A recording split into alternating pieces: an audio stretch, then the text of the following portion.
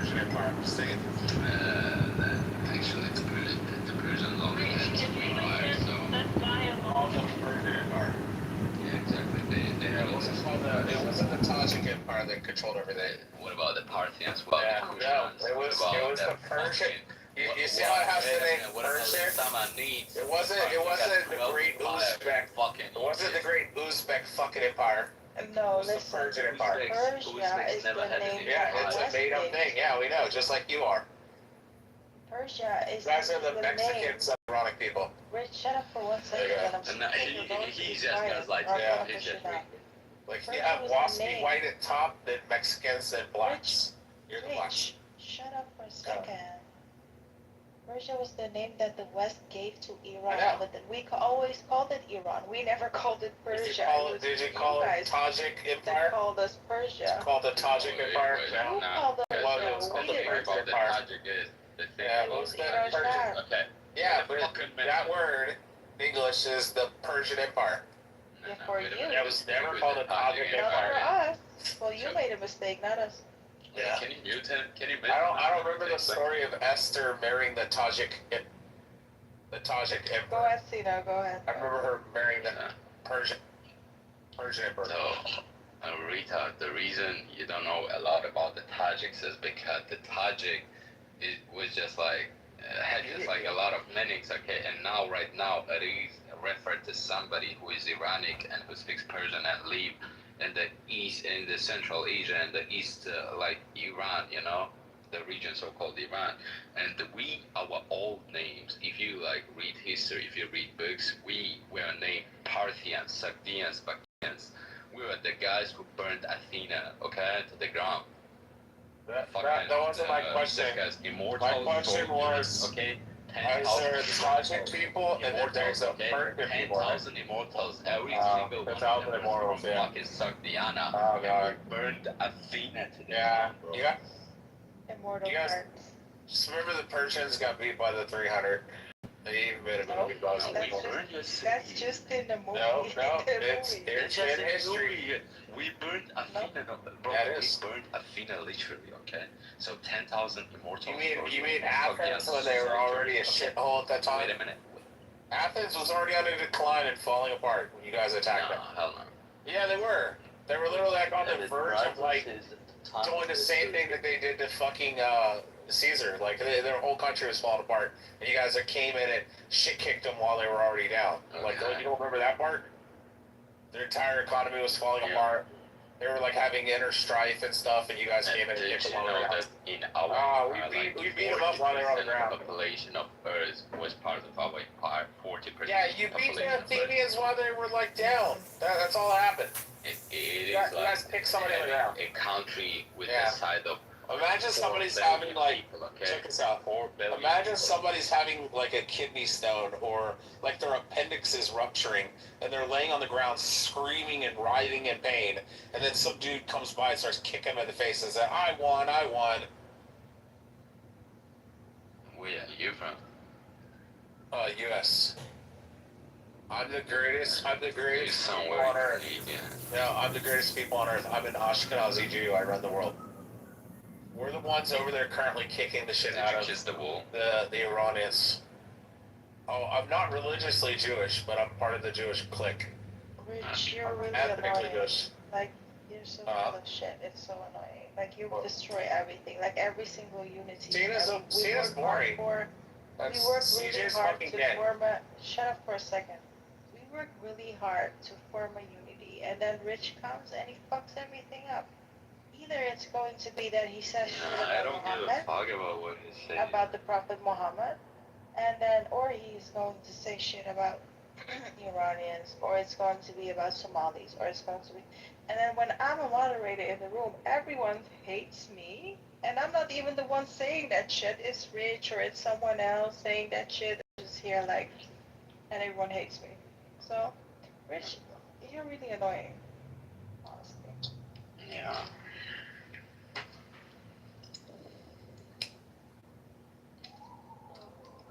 I was away. What happened? No, I'm just saying, every time we form a unity, we try to form a unity. We have these Arab from the United Arab Emirates and Saudi and stuff coming here, supporting our movement, the Free Iran movement, and the pro-Israel. And then you have people like Rich. They just destroy every single form of unity. It's really annoying. They don't destroy it, but it's up to you how you respond to it. Remember, you don't control what they say.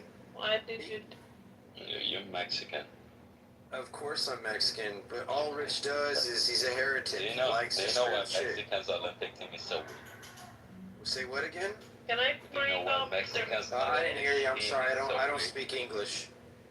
Do you know what Mexicans? I don't Olympic speak your team- English. Fucking retard. Yes, Mexicans, we're fucking retards, but you keep coming to my country. You want our gold, you want our chocolate, you want our weed, you want our cocaine. You do have a bad problem. Jason, what were you saying? Can you? Just close butt puppy. You want a puppy? I'm not gay, bro. That sounds Say like you were my you need to puppy. find somewhere. I said Mazda lower my puppies. Rich, shut up for a second. Jason, you were saying something. Rafi is my step. step. You were saying about reaction. You never control what other people say, but you control your responses to what people say, what you respond to, right? So you can be like, hey, Rich, you can fuck off and die. And you think that he's going to give a shit? No. You think he's going to keep talking his shit? See, I like Rich for two reasons. One, he claims to be an autistic, but his pattern recognition doesn't talk like an autistic. He's more like ADHD retarded. So he knows lots of little things I have about ADHD lots of little places, high functioning but he has autism. no reference of profession. I have Asperger's. His parents are and probably lawyers, ADHD. and they probably I cater have to him too ODD, much. which And so now he goes and claims that he's a Texan, I also and have then it's like he's got a bad hemorrhoid in his mouth all the time. So yeah, So I have autism. I have autism spectrum disorder, specifically high functioning Asperger's, which is no longer in the DSM-5. I have ADHD. right. So I have ODD. I have ODD, right? which is oppositional defiant disorder. Just like you I'm told also me dyslexic. last night that your kid is diagnosed with Asperger's, the only way you get that diagnosis is if you get it from an No, international doctor. I said That's what you said last night, so No. shut your lying trap. I don't care. Why don't you keep his kids Because out I of your love, mouth? like, Hey, you Well, love keep my Rich. kids out of your mouth. Yeah, thank you. That's right. What are you going to do about it, Rich? You're in Texas. Oh, You're not gonna let do me, shit. hold on, let me, Robbie, so I'm on headphones, right? Hey, Rich likes to stir Shut it up. your It's mouth, okay. dude. It's okay, Robbie. Mute Rich this likes to thing, stir up shit, and he can't take it Mute him. because he likes to light Mute him. people up Mute him, just for Robbie. the fuck of Mute him. lighting them up. Yeah, but he's not lighting up anybody's children in conversation. bro. Exactly. Oh, but he did last night though. See, I No, don't I like it. said my son has Asperger's, just high functioning autism, which I still use the terminology. Forget the rest of the part. I still use the terminology, even though they only diagnose for autism spectrum I disorder, believe you. because I do not like the ideal. I do not like the ideal that they categorize high functioning people today with low functioning people. The problem Kids with that sit autism is they and umbrella rock back everything. and forwards that are nonverbal, Right. that have to have caretakers for the rest of their life till they're 90, till they die. I don't like being in the same freaking group with a person So that rocks why back did and you- forwards and goes, why did you mention it, Rick? when somebody I mean, slams hey, forward. I know I have autism. It's not something I can change. All right, let's my ask. kids Hold are on, autistic. hold on, That's Jason. nothing I can change. Hold But you on, brought that into Jason. yourself, Rich. Hold I on. like Because I said that my son has Asperger's, high functioning. That's why I like Rich, Because because he I tunes up don't too want many to people. associate my son, who has Right. full entire You brought confidence, it onto yourself. with a kid who rocks back and That- you forwards brought that and all on grunts yourself, like buddy. grunts like a fucking chimpanzee or a bonobo. You can be my Well, monkey you if have you want. I'll you get have you a beautiful leash. children, Rich. You got I know, I beautiful do. children that are gonna take over the world. All right, I'm gonna walk in. I'm gonna walk in the other room. Hold on just a second. Yeah, you go right ahead and do that. All right, Ellie, I have a question. Hold on, Ellie. Does Richie have autism? Yes. Does Daddy have autism? Yes. Does Grandpa have Doesn't autism? really help it. Yes. There you go.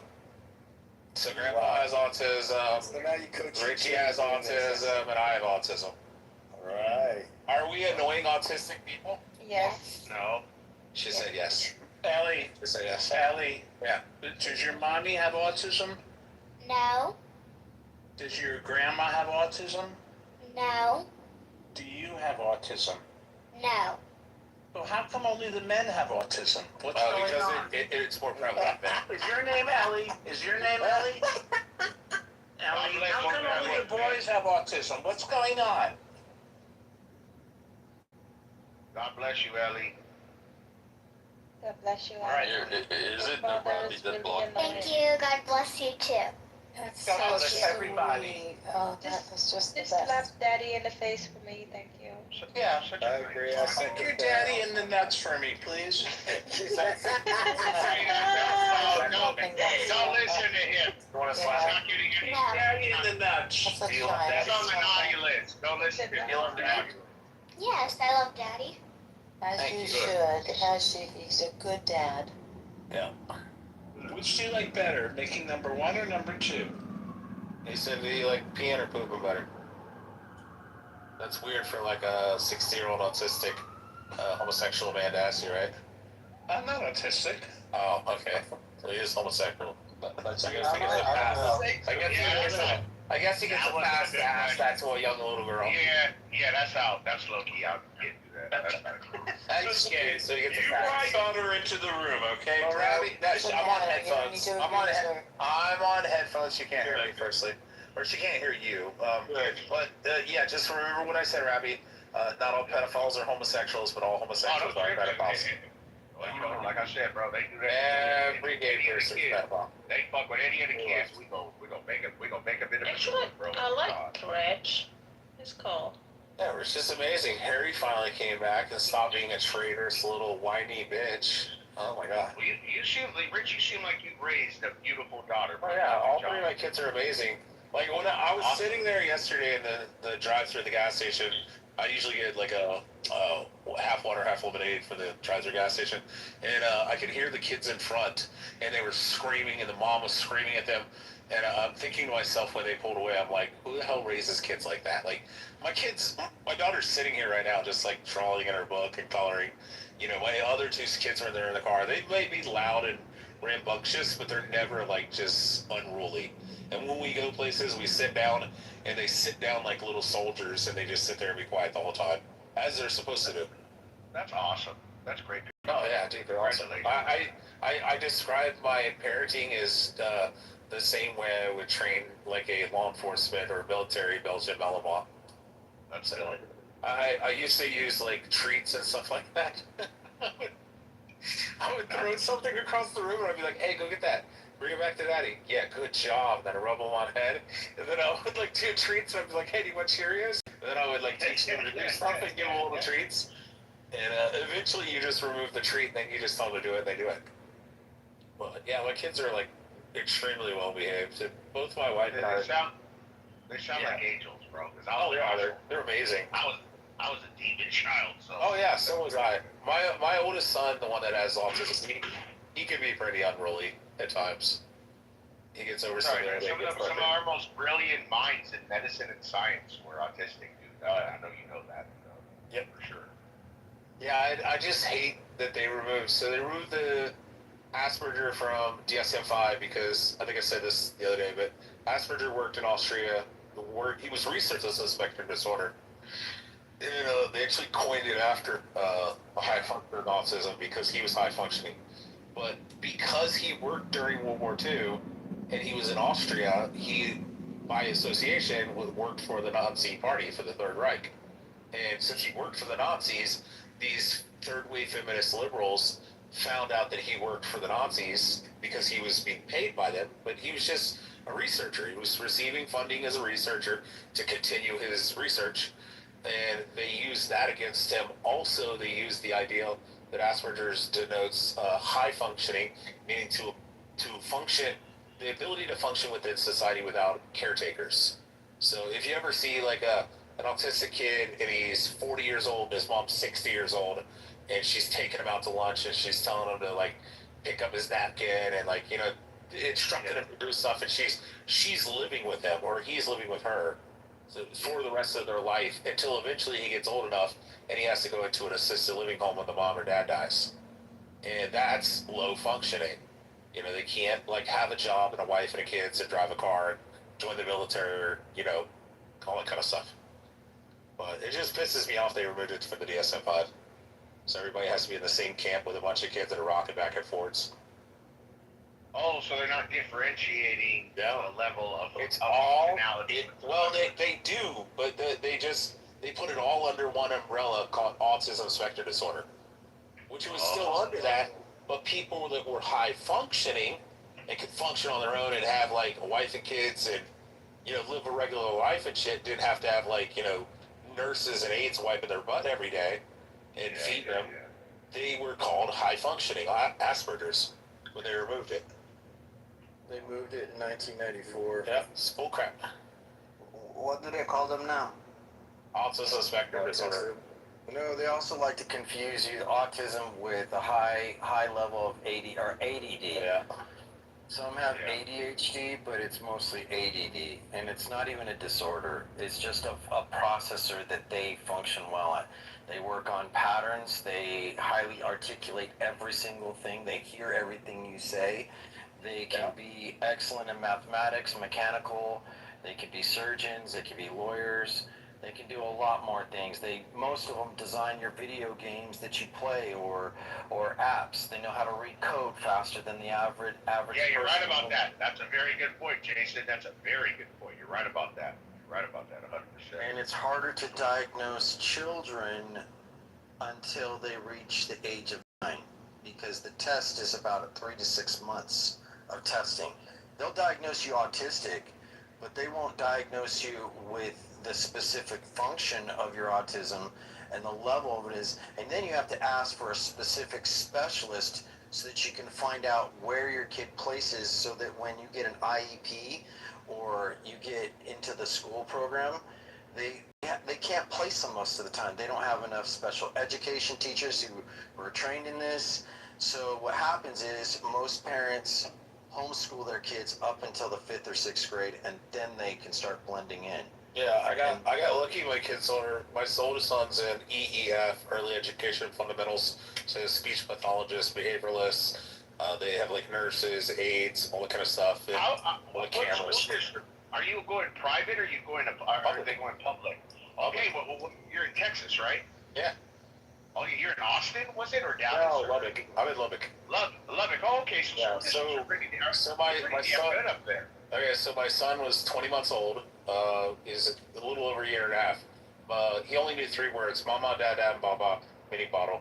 And I bought ABC flashcards. We had already previously bought like 9 of these laminated board things that go on the wall, and they were in the middle of the living room. My wife would sit there and teach my daughter like ABCs, 1 through 100, 23, 2 and 3 dimensional shapes, all the colors, all the days of the week, the months, everything like that. All the different weather patterns and stuff like that, you know, like sunny, cloudy, shady, all this stuff, rainy.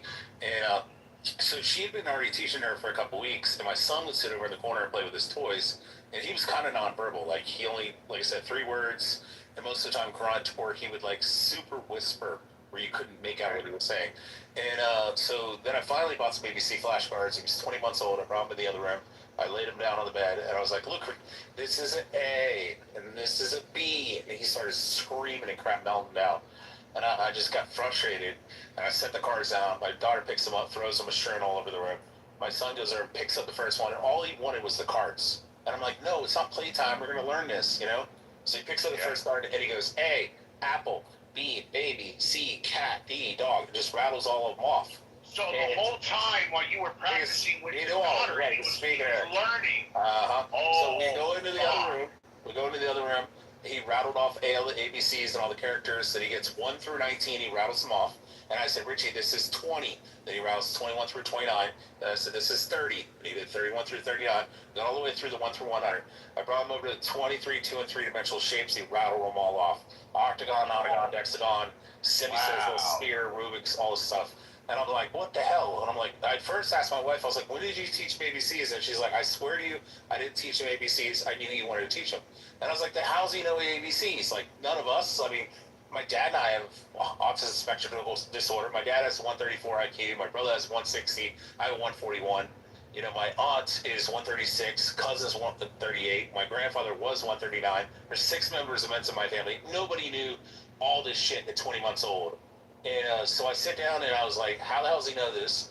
And we had always thought there was a little something off about him. Like, he was the only 3 of my kids that when he first came out, like literally newborn, they set him in the bassinet thing, swaddled, and my other kids would just kind of like stare off into nothing. And he would sit there, a nurse would walk into the doctor, and he would look at him, and he would track them all the way across the room. And you'd watch his eyes, and I'm like, what the fuck? And then we were sitting there at the park, and he was probably like a year and a half, and he was leaning against like a post with his hand, and he was watching the people playing disc golf, and he was like tracking them with his eyes, which I thought was a little odd, because the other 2, my other kid was just running around chasing butterflies and shit, you know, and having fun. And so then I finally did all the stuff. Then we get him tested, and he was 2.5. And they said, well, we can't test him until he's 3. But yes, he is.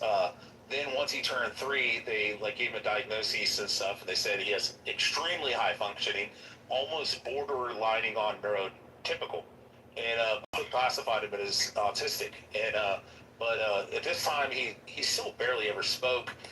Very aggressive, very frustrated, gets upset when he doesn't get his way because he wants to do it himself.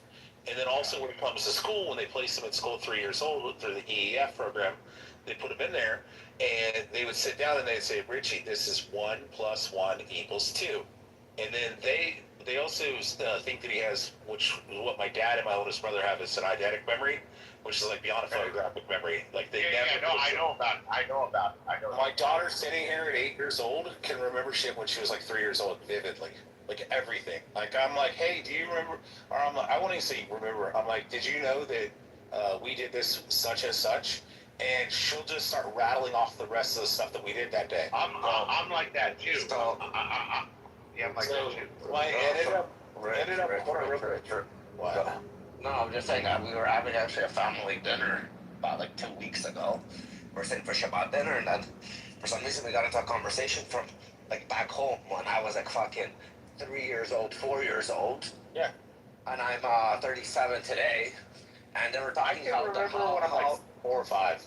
Like a lot. So I'm saying, yeah, so they're like, they were talking about like the apartment we had and stuff. I'm like, oh, I remember it was our great grandmother lived in that room that goes into the balcony. They're like, how the fuck do you remember this guy? I remember her bed was to the right. I remember my daycare was to the left. My dad's business was to the right. I would always stare out of the fence looking at their business. So they pulled me out of daycare. They were all surprised that I remembered all these details from like such a young age. So when I lived down in northern Kentucky, we used to live right next to a gas station. It was a little convenience store. It was the only convenience store in our town. And I remember walking with my brother and I'm probably like 6, 5, about 5. And my brother was probably like 3.5, 4. And we would walk next door and we'd go over and get because it was a little small town, like 380 people, you know, kind of in the middle of nowhere. But we walked to this little convenience store and we'd go get the Coca-Colas and we would slip them out of the thing and we would hold them at angles because at the time, if you removed the cap, it would say you get a free soda. And you could redeem it right there with the cashier. So you give him the cap and then he gets reimbursed by sending it into Coca-Cola. So we would sit there and we would tilt the Cokes a little bit at an angle and we would look up there and we would just look for the letter F and we knew that that meant free, 16-ounce Coke or 20-ounce Coke winner. So we would figure it out. And we would buy one soda, bring it up there, take the cap off and go, oh, we won. And the guy's like, okay. So we go get a second one and we would do the same thing. And we'd be like, oh, we won. And we would get like 6 sodas. And then finally, after like a couple days or a week, the guy that owns the place is like, hey, man, he's like, I have to send these in and they have to reimburse me. He's like, can you guys just do like 2 or 3 a day? And I was like, okay. But I still remember that. We were like 5 or 6. And, yeah, with my son, I ended up, I was sitting there and I was driving down the road and I bought him a Happy Meal. And he has this little cup and I taught him how to open up the 6-piece Happy Meal and you slip the straw up between the top and then bottom lid. I don't know if anybody knows that, but it actually, you could set the chicken nuggets up on top, then you put your barbecue sauce on the other side, and it becomes like a one-handed chicken nugget and soda holder, and with a little McDonald's box. But I was doing that, and then he took the chicken nuggets off, and he was reading the top lid, and he said, "Daddy, look," he says, "time to sip away," and that's what it says, near where the Charlotte tree is. And I said, how did you do that? And he said, I don't know, I read it. So I went to the teacher the next day, and I was like, I got a question. I was like, when did you guys start teaching them to read? And she's like, oh, we haven't got to that. That's so, like, next year. And I'm like, how's he know to read? I'm like, have you done sight words? And she's like, yeah, he's probably like 20 sight words. And I'm like, how the hell does he know how to read? And she's like, my son did the same thing.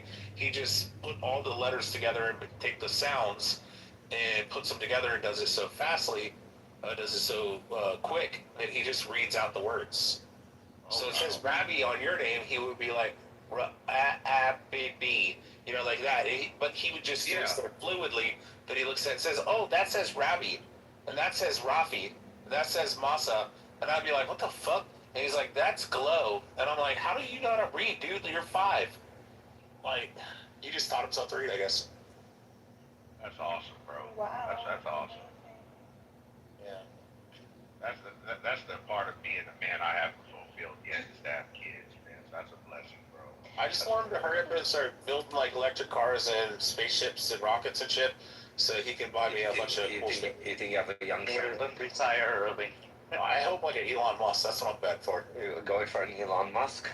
Fucking crazy smart. Yeah, if he's an Elon Musk, you know you're buying me a house, right? You're forcing him to buy me a house. Dude, I can't wait. I just hope I live long enough.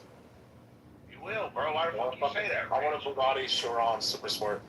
I mean, because anybody get dropped dead in a... I'm 41, but anyone's gonna have an ischemic heart attack right now. You could be the next Lindsey Graham where aorta just rips open. Unless you're going to become like a uppity homosexual like Matthew and take very good care of yourself, including your hair and like, you know, stuff like that, your skin. And other homosexual activities. Well, Matthew gets protein injections, so I think that's like good for his skin.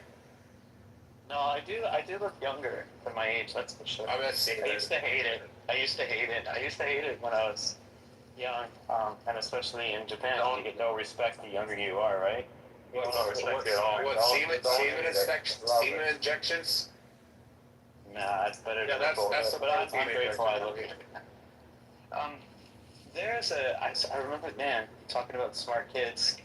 There's an amazing documentary, and I was always, these people really fascinate me. There was this girl living in like a fucking trailer park, and her dad was like raping her and fucking just a horrific, like it was like a murder story. I think her and her sister ended up killing an old man or something like that. But you know, she had lived while she was like being molested by her dad. She was like flying through school. She had like a 145 IQ in like 9th grade or something like that. I'll see if I can find it somewhere. But those people really, you know. It's one thing to be a brilliant person in a regular family, but to do it when you're under a tremendous amount of stress, or in like a war zone, those sorts of things, those people just blow me away that they can actually actually concentrate. You know, I'm like walking the ability to my dog. concentrate when your life is so stressful. Yeah, I'm walking my dog. These kids on these e-scooters and e-bikes. Oh, they're crazy. Yo, they're going like fucking 50, 60 clicks in like 30 zones. Like, they're going faster than cars. They're going over, like, they're passing cars. Their brain's gonna be fucking Bro, smushed. my brother just broke his shoulder and had to get an implant put in, a titanium implant put in from one of those fucking scooters. And he still can't, and he's out of the hospital for like 2 weeks now and still can't put his arm all the way up. It's gonna take time. Rehab and everything. Those things are death traps, bro. So my brother bought both kids, one that's a 15-year-old and the other a 13-year-old. He bought them these scooters. I rode them like, there's something called the death wobble, first of all, because when I maxed it out, it's Yeah. Speed wobble. I think it's called a speed wobble. When you hit a certain frequency, it's So, like yeah, I hit a vibrational thing. Correct. So I took it to the maximum because again I thought I'm a little bit older, so again I risked it, no helmet, no nothing. This shit started to vibrate. Like I thought I'm gonna fucking go out. Shit can happen on Against the pavement. skateboards. Like, Yeah, if you hold on to the back of a car and you're on a skateboard, all of a sudden it starts wobbling and it goes back and forth, left and right so fast, and you're fucked. That's how my buddy broke his collarbone. So what's it called? The fucked up part is, I experienced a death wobble. The kids started laughing at me that I maxed it out. That this happens. I'm like, that's a normal fucking thing. They're like, yeah, it's a normal thing. I'm like to my brother, like, you guys got him like a fucking death trap. And I was like, what do you want me to do? They wanted it. And the batteries sometimes on hot days they'll blow up on those things. No, no, Cheap ones. That's no, true. no, you got, That's very true. no, you got them like the crazy ones. But yeah, no, fucking scary fast. I'm watching these kids fly by right now. Like they overtook a car in a fucking like the suburbs. Okay, everybody's like going 30 kilometers, 40 kilometers. These kids are overtaking cars, Jesus Christ. and they're like 12 years old, like fucking 15 years old, like young kids. Yeah, those things are death traps. I'll never get on those. If I want the wind in my face, that's why I got a convertible, bro. That's it. I won't even do motorcycles. I'm scared of that shit too. I'm selling my convertible. Done. What do you got? I got a Stingray. Oh, But I nice. have a 74 Stingray. Ooh. I'm selling it right now. T-top 4-speed. And but I want to buy. You know what I want to buy? I'm switching it for. I'm buying myself the slingshot, but I'm souping it up. Oh, wow. I'm getting the Oh, slingshot. wow. Yeah. Yeah, I know. I'm just talking about wow. Yeah. That's So cool. I decided like this is. I don't know why I got myself that car. It's cute.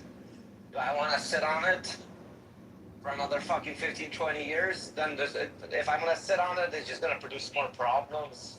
It's gonna cost me a lot more money to fix. I said let somebody at least enjoy it who's gonna buy it. That can fucking drive it, because I have it in a good condition. Mine's not in bad condition, actually. Surprisingly. And I said, you know what, I'm buying myself a slingshot, and I'm gonna enjoy the slingshot. This is more of a me slingshot. Like, it matches my body structure. That's cool. Yeah. So I decided to soup one up, get one and soup it up. I put a screen inside of it, it's gonna look cool. Oh, no, that'd be real nice. Yeah, you guys can get some good work done in Canada, man. You guys got some good labor up there, man. No, my buddies are either What do you mean, Mexicans? No, I have. Well, just in general, they're like they I mean, well, okay, we got great Mexicans. Don't get me wrong, but just in mass, like a lot of like car audio stuff, like you get done out there and customization. They do a fairly good job, and they know. Oh yeah, it's frozen in their houses for 7 months out of the year and have nothing to do. So No. My buddies are all either mechanics, tow truckers, body shops. Yeah, the Canadians are they're very stuck good. in their house. Yeah, What's stuck in their house? they're stuck in the garage working on the car in the winter, and they're like, "Hey, we can like do a lot of work in the winter." No, my buddy has the fastest M5 in the world. Oh wow. F90, the fastest F90 in the world. Well, it's actually between him and this guy in Moscow. He loses his thing every about 3 to 4 months. He loses it, then he starts rebuilding the engine, and the guy in Moscow loses, and then like they go back and forth. So it's like a competition on the F90s. He's right now doing so he has also a BMW 3 Series. He bought like a regular one, and he made it like stupid insane, like faster than almost any M3 souped up that you would find on the track. His regular like 328 that he bought rear wheel drive, he made it like stupid insane. Like this guy's a crazy mechanic. That's awesome. Yeah. I know. Yes, I had a friend from Vancouver. He got a lot of his custom lowrider work done by a whole bunch of Indians that actually did a damn good job. So I wouldn't trust. Believe me, I know. I thought the same shit. But when he brought the car down here for a car show, and he told me like you know, and he showed me the videos and everything, they did a damn good job. They must have brought some Mexicans up years ago to teach him or something, but they were fucking great. They did a good job. So the guy, the mechanic, like, he has autism on cars, and I have to say it. He literally strips down an engine to the last fucking bolt. Like, he has these, like, you know, Rubbermaid, like, boxes that you have, like, to put toys away and stuff. So when he takes apart an engine, he puts parts into, like, these boxes. So it has, he will, once he puts Yeah, back he has together, compartmentalizes every little screw in yeah, that so little yeah, plant. there's not one. Once he's done, there's never one screw left that wasn't put back into its original place. Yeah. Not one fucking screw, and he does it all by himself. Yeah, so he learns the internal, so he can save time on repairs. You know, the way he's doing it, man. Like you said, he's a fucking genius to be doing shit like that. To be Rafi, I have that engineering mind, and my dad has always accused me of never being happy. And I was assumed he was right. I was like, maybe I'm just fucking ungrateful. Like, I can't just take a stock car, put some exhaust and turbo on it, and then, like, in my mind, I look at everything, and I'm like, dude, we could make like an extractor heat fan that goes and sucks all the heat, radiant heat out of the engine bay when it's hot, and we could, use heat blankets to wrap over the turbos, and then wrap the entire, or ceramic coat the manifold and the entire exhaust, and then coat it and wrap it all to like keep down the radiant heat, and then use a push-pull fan for the radiator, and then use a larger diameter. And then you see everything you want to do, now it counters the weight. When you do weight reduction, now you're adding things that's going to add weight. So no, I know that, but I'm not talking about. I'm not talking about a horsepower car. I'm not talking about a horsepower car. I'm talking about like on my Expedition. Because so like my Expedition, the 8-passenger, you realistically do 3.5 liters, you can get about 6.5, 700 horse before you got to do like internals, and you can safely drive it at 650. And on E50 fuel and stuff. But the problem is when you open up the hood when it's been running for a while, everything's heat soaked, and you open up the hood and it just rolls out like over 200-degree temperature, and it just blasts you in the face. And the way to do that is to extract all the heat out of the engine bay and to keep everything super cooled. You know, like a push-pull fan with a larger diameter radiator, and then also one of the other things you could do, an electronic or an electric AC system that runs into the intercooler system, which is what they do on the Dodge Charger Demons. So like the Dodge Charger Demons, when you're driving down the racetrack and you do like 3 laps and your engine starts to get... But that's designed for superchargers, not for fucking turbos. Yeah, but it just goes into the intercooler. It goes into the intercooler. Turbo doesn't care. Turbo just needs air. Doesn't matter hot air or cold air. It's the combustion. So I get that, but that's why you have an intercooler still on it though, because you're cooling the air that's going back into the engine. So the engine that's coming back into the intake, the engine that's going into the intake manifold, that's what runs down through the intercooler. So if you have the AC blowing through there, it can lower it by up to 45 degrees. So the intercooler itself can typically lower between 40 and 60 degrees. Typical average. And then does that also help cool the transmission fluid and everything else with the transmission? You know, you have a transmission cooler, so you have a transmission. You have a separate. Yeah, it's separate. Hey, you guys ever deal with those Japanese? What are those fucking Japanese cars that have like the ceramic turbo fan? You know what I'm talking about? So the turbo comes on like immediately. You don't have to wait for it to kick in. Like a hybrid system, or it's like a smaller, larger. So in like the 90s, early. You know what I'm talking about, Rafi? So I don't know about the 90s. So you're talking about the, I forgot what it's called. But let's say I had a Mercedes prior to it that was bi-turbo.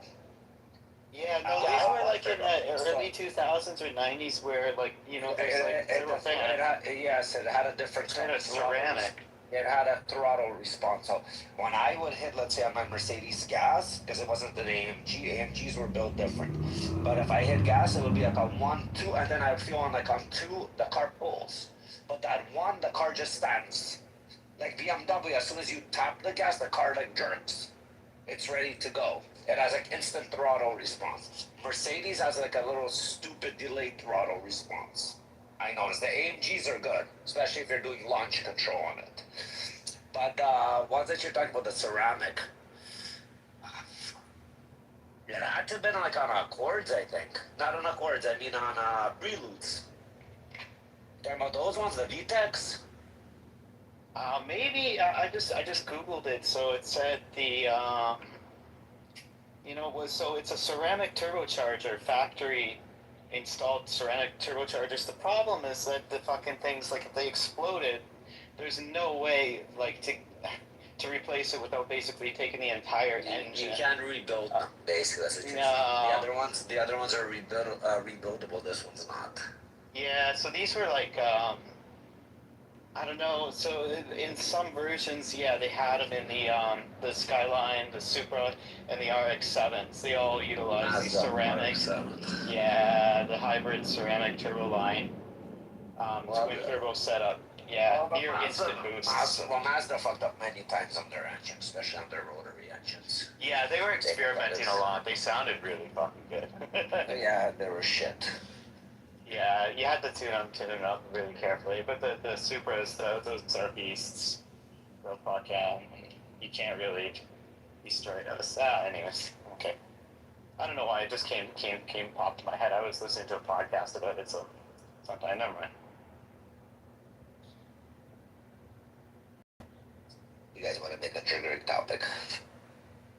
I think Rafi needs to get himself a fucking Toyota Century, lower that shit, get a driver with like white gloves.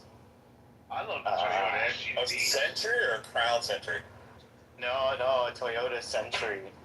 I like the Crown Centuries. Like the ones that use taxis and.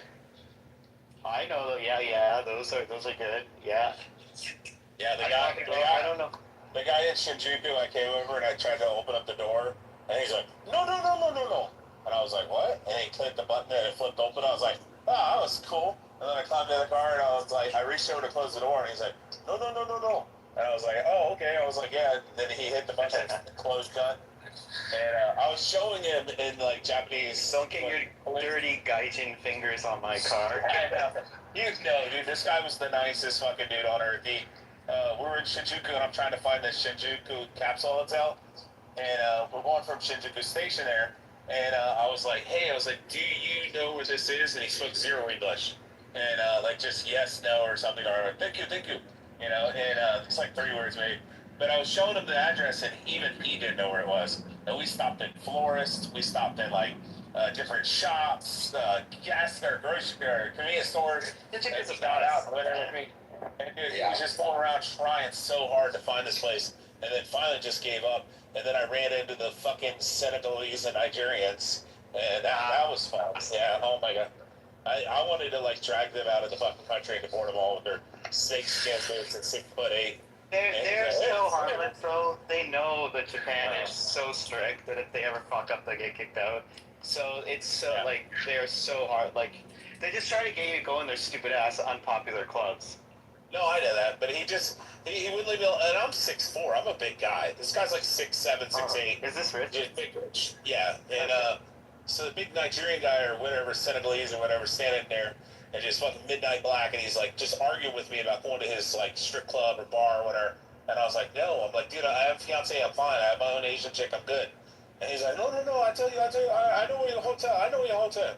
And then I was like, dude, I'm sorry. And then he yells for his buddies, and there's like 4 of them, and they're all like 6'7" and 6'8", and they're all just surrounding me, and they're just like trying to pressure me and shit. And finally, I had to look at him, and I was like, listen, I'm not going to the fucking club, dude. I'm trying to find my shit. I just flew from fucking Los Angeles. I want to go home. Yeah, they'll leave. So I had to go off on them and shit. They wouldn't stop. You just ignore them. Right. That's all. They're completely harmless. Like they're just, I don't know. They do that shit because the boss is like looking out the window to see if that they're actually trying to do their job. That's why they do that. Because there's like a small little Japanese guy looking out the fucking window, being like, "Oh, you better fucking work," you know. I just ignore him. Just walk by. He's talking about Shinjuku, guys. So it's just one area of the city where it's all nightclubs and stuff. It's the rest of the city. Ritual vouch for it is so super, and these guys are actually very harmless too, but they do look kind of out of place in Japan. Yeah, I want to go to Japan. I've never been. I'll go in the next 4 years. Yeah, if you want to go someplace where people are like actually civilized and like act like fucking decent, go there. Oh, of course. The Japanese people are always like that. They're very, very, very well. I mean, they're the best tourists wherever you go. You know what I mean? Look how they travel. You know, they don't leave messes behind. They leave it cleaner than when they came in. Cleaner than when they came in. Man. Yeah. It's always in there. And then the cuisine. You know, like the food. food, oh my god. And then when they cook other cuisine, like when they try to, when a Japanese opens up an Italian restaurant or a French style bakery, like when the Japanese get their hands into other recipes, they improve them. So You know what it has to do? You know what it does? It has to do with the shape of Tokyo. This is a crazy thing, Robbie. So what it is like most Japanese neighborhoods, they're like mixed build. So you can live and work in the same, like basically same building. And everything's like, it's like cockpit living. I don't know if you ever seen like this day in the life of a young Japanese man in Tokyo or whatever.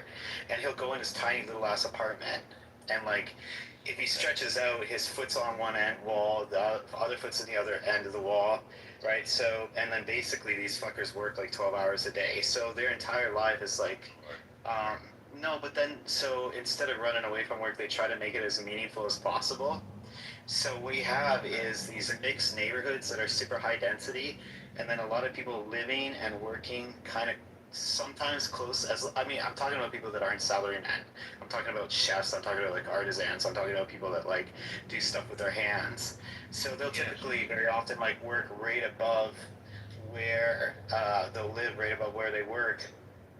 And everything's like within like a foot's reach, right? So you go downstairs in the apartment, you turn left, and there you can like go to the convenience store. And if you've seen videos about that, pick up whatever you want at the convenience store. You turn right, and it's like everything's very super close. So none of these guys, like it's a fucked up different kind of way of living.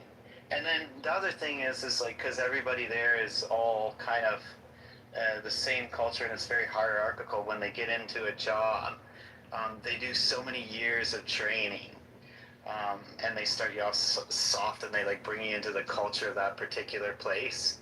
So everything's just designed in a way where people are just so highly hyper focused on work. Hey JB. What's up, bro? Can I just interject for 2 seconds? I don't know how long I can stay. I'm sorry. How you doing, bro? JB? Yo, Hey, Rocky, yo, I'm here. What's up, Onyx? yo, let me tell you something. I give you a lot of shit about some of the moves you make. I'm gonna send you some flowers right now. This dude on your stage, Robbie, fucking aces. You should mod him every single time he comes in your space. This is Thank you, JB. This is I my love you, brother bro. right here. Know. Whatever he fucking needs, I got him. Nah, man, no, I love you, JB. I got your front and back page, bro. You already know. I'm not, man. I knock somebody's jaw off for you, bro. You would do it, bro. For real. Yeah, there's a long line, brother. Sorry to interject, Poodle. I just wanted to say. Anytime, JB. Anytime. You know How you been, JB? No, not at all. Not at all. Not at all. I'm doing great, thank you. You? All right, thank you for the explanation on the culture in Tokyo, though, Mr. Matthew. I appreciate that.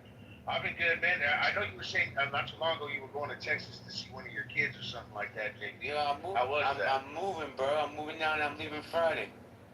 Oh, wow. What part of Texas are you going to move to? It's called the Woodlands. It's northwest Houston. Oh, wow. That's nice, man. That's awesome. Congratulations. You can come anytime you like, man. You're welcome. Me Costa, Sue Costa. No. My good friend, he has a logistics business, and he's begging my ass to come out there. So I'll probably come out there soon, man. I'll let you know, man. He's got me a place to stay and everything. I'll come by. We'll go out to dinner or something, man. I'll be in Houston this year for sure. Yo, ask your friend. I want to take you to a place called Perry's Steakhouse. Ask your friend about Perry's. Yo, we'll have a good time, Robbie, man. You're one of the few people on this app I've actually always wanted to meet. No, man. Likewise, bro. Likewise. You're always somebody with an open mind. Like when it came to debate on here, when a lot of people just didn't like who I was, or just didn't want me to say anything in their rooms, and you fought that censorship and the idiocy of a lot of people, man. So yeah, man. And, Yo, you already know, real recognizes real, bro. No, for sure. And I know you didn't ate shit. You know what I mean? In rough accommodations as it came to cuisine like I have. You know what I mean? I'll just keep it at that. And when you've eaten shit in life, you appreciate the steak. You know what I mean? And that's what I like about you, bro. Like, you're a good dude, bro. It's always been that way with me. It's always been feelings mutual, for sure. appreciate you, bro. And I appreciate Marsha. Yo, Ralphie's like my brother. How you doing, hon? Ralphie's like my brother from another mother. Yeah, Ralphie's the one. Ralphie's the one who treats me the best, man. I mean, Ralphie's the one who rolls out the red carpet for me in this room and stuff. But he's a gentleman. Yeah, Ralphie. I know Ralphie a few years, bro. Good people, man. You know, he keeps. Yeah, Ralphie's such a smart man. Such a good guy. Ralphie's I think the best. He's the think best, so. man. I think so. Yeah. You want to get a job? That girl's so beautiful. Oh, you got the best eyes. You're such a smart lady. Oh, I respect you so much. Come on. Almost like a con man fucking rapist. Almost like a con man. Oh, there he is. Yo, it's Rich. No, don't move him down. Yo, Rich. I want to call him. Hold on. If you want, I'll bring him back. Almost like a rapist ex-con fucking con man. Whoa. Yeah. Rich, Didn't you rape two girls in a hotel in New Jersey? No. Yeah, you and your buddy? Isn't that the news article from the New York Post? Did you spend time in prison for pimping? Yeah, did you spend time in prison for pimping? Did you start a modeling agency in Florida? Okay. I'm gonna put him in the audience because he's not letting you speak. I'll put him in the audience because it's gonna be just speaking over you. Well, I appreciate it, but listen, I was gonna offer him a truce because him and I have a common enemy. But he wants to keep sitting on my cock. I can't stop. She's my name's Marsha. Yeah, Rich, stop being a dumb Rich. Yeah, Rich, stop being a fucking dumb cunt and like just fucking over speaking people. I'm gonna bring you up, shut the fuck up, and listen. Fucking, I have to treat him like a child. I just don't know why you have to be such a bitch clout chaser, Rafi. He doesn't have any. Okay, you're gonna. He doesn't have any clout left. He's been kicked out of every. Rich, bro, like a lot of people try to come after you and stuff and all that type of thing, Yeah, but I didn't rape two girls in a hotel. And then started a modeling agency last year, even in Florida. You started a talent agency or modeling agency in Florida last year. That doesn't matter. Yeah, because you want to sex traffic more women and claim that you're modeling agency. That's what he did. He's done it like his entire life. He's done it his entire life, Rafi. He owns talent modeling agencies and then he sex traffics women. He can have a model. Yes. Okay. Yeah. That's your fucking MO. That's your modus operandi. That's retard. He owned a company in Florida for modeling agency last year. Gun any of those bitches' heads? Yeah, no, he held them against their will and raped them. Bullshit. Hold on. So, Rich, I got charged with contraband, okay, when I didn't have licenses to import things. Later on, once I was charged, I went into the same industry, but I only went legit, so it's normal. Because then I got my license. Let me ask you a question. Were you charged with this multiple times and arrested for this multiple times? No. Did you have multiple different companies where the allegations were that you were a fucking sex trafficker who held you've been in so... Hold on, JB, 1 second, brother, please. So I got caught, I got a warning. Then I got caught again, and I was already charged, and I got fined. And then I said, you know what, enough is enough. Fucking pimping and sex trafficking. Doesn't matter, I got It's still you just opened a fucking sex trafficking shit down in Florida, dude. What are you talking about? How do you know? Another modeling agency. You've had like 5 of them in your life. Can you provide facts? Yes, I have all the documents about his fucking company started in Florida. Jesus Christ. Yes, he went to prison. He went to prison for sex trafficking. He went to prison for sex, for pimping. For pimping. For pimping. I will put up $10,000. Oh my God. I'll pull up all your dockets. When you make Alec, you see Rich, this I will pull up all his dockets. I have everything that Mr. all the news, fucking news articles. You should sue the New York Post for writing that article and not retracting it. Hold on.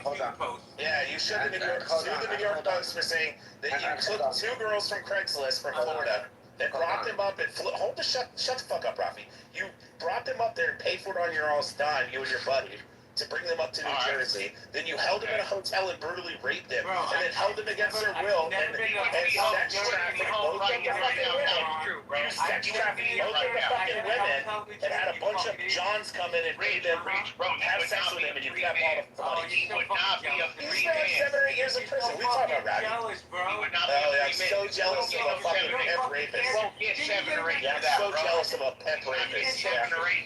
Yeah, a sex trafficking rapist. I'm so jealous of you, Jason. You are so fucking jealous. Yes, I'm so jealous of you, Jason. Yeah.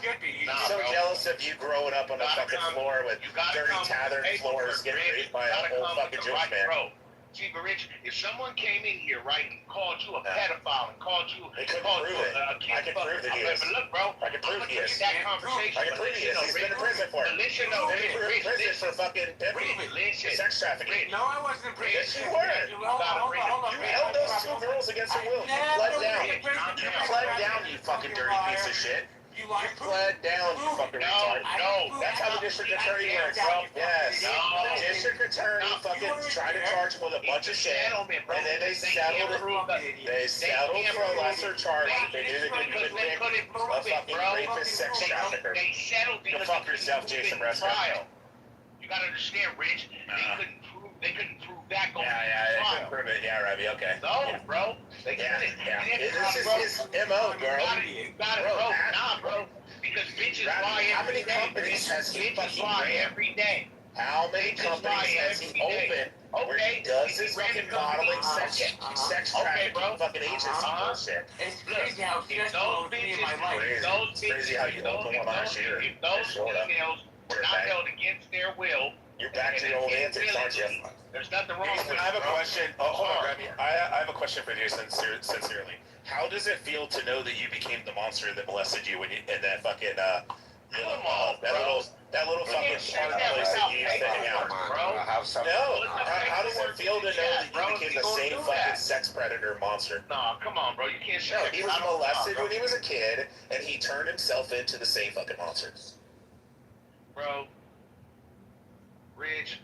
He is. I mean, if you guys want to fucking be friends with him, be friends with him. I don't care. Nah, man, bro, because he's a cocksucker who fucking manipulates people. I saw the case. I read the criminal complaint. I read his sentencing. Nothing of those crimes he was convicted of. Wasn't convicted of trafficking. Wasn't committed coercion or anything like that. He wasn't, bro. Yeah. Wasn't convicted of that. Yeah, so, people have went out and killed fucking 5 people and got lesser charges and got like accidental vehicular manslaughter where they were drinking and driving around 120 and blew through a fucking red light. Rich, they should have been charged for the death of 4 or 5 people. They got 1 count of accidental vehicular manslaughter. And you're like, oh, it was an accident, even though he's on 120 and drunk driving through a fucking traffic light at 3 in the morning. You can't compare those two scenarios. Yeah, I can. I can compare a man who found 2 girls.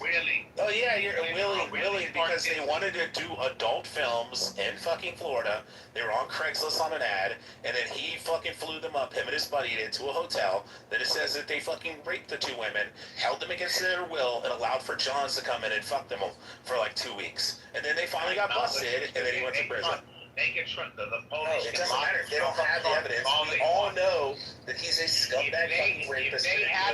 But we understand the budget they have for trafficking cases. Bro, let me ask you a question. It's a slam. Remy, let me ask you this. I'm about to jump off here and get a pack of cigarettes. So let me ask you this. If you owned a fucking, one of those VHS fucking DVD stores back in the day, like a little Blockbuster, like a hometown one, and you got busted, and they made the claim that you had fucking kiddie porn in the back of your fucking shop, and you may or may not have, and then you go and spend 6 years in prison, would you then come out and fucking open up a fucking movie fucking place? Would you come out and do that 2 or 3 more times? No. You'd probably fucking stay the fuck away from that and be like, I don't want to deal with any of that shit. This dude owned a fucking modeling talent agent where he sex trafficked fucking women through it, got in trouble a bunch of times, kept closing out and open up, and then finally got busted and put in fucking prison. And then he gets out of prison. What does he do? He opens up another modeling fucking agency in Florida. Bro, come on. It's like a pedophile moving next to a school. With a Ferris wheel in their front yard. We're talking about how JB's a sex trafficker. No, he's not, bro. I wasn't saying that. I was making a joke about Michael Jackson, bro. Oh, yeah, like JB.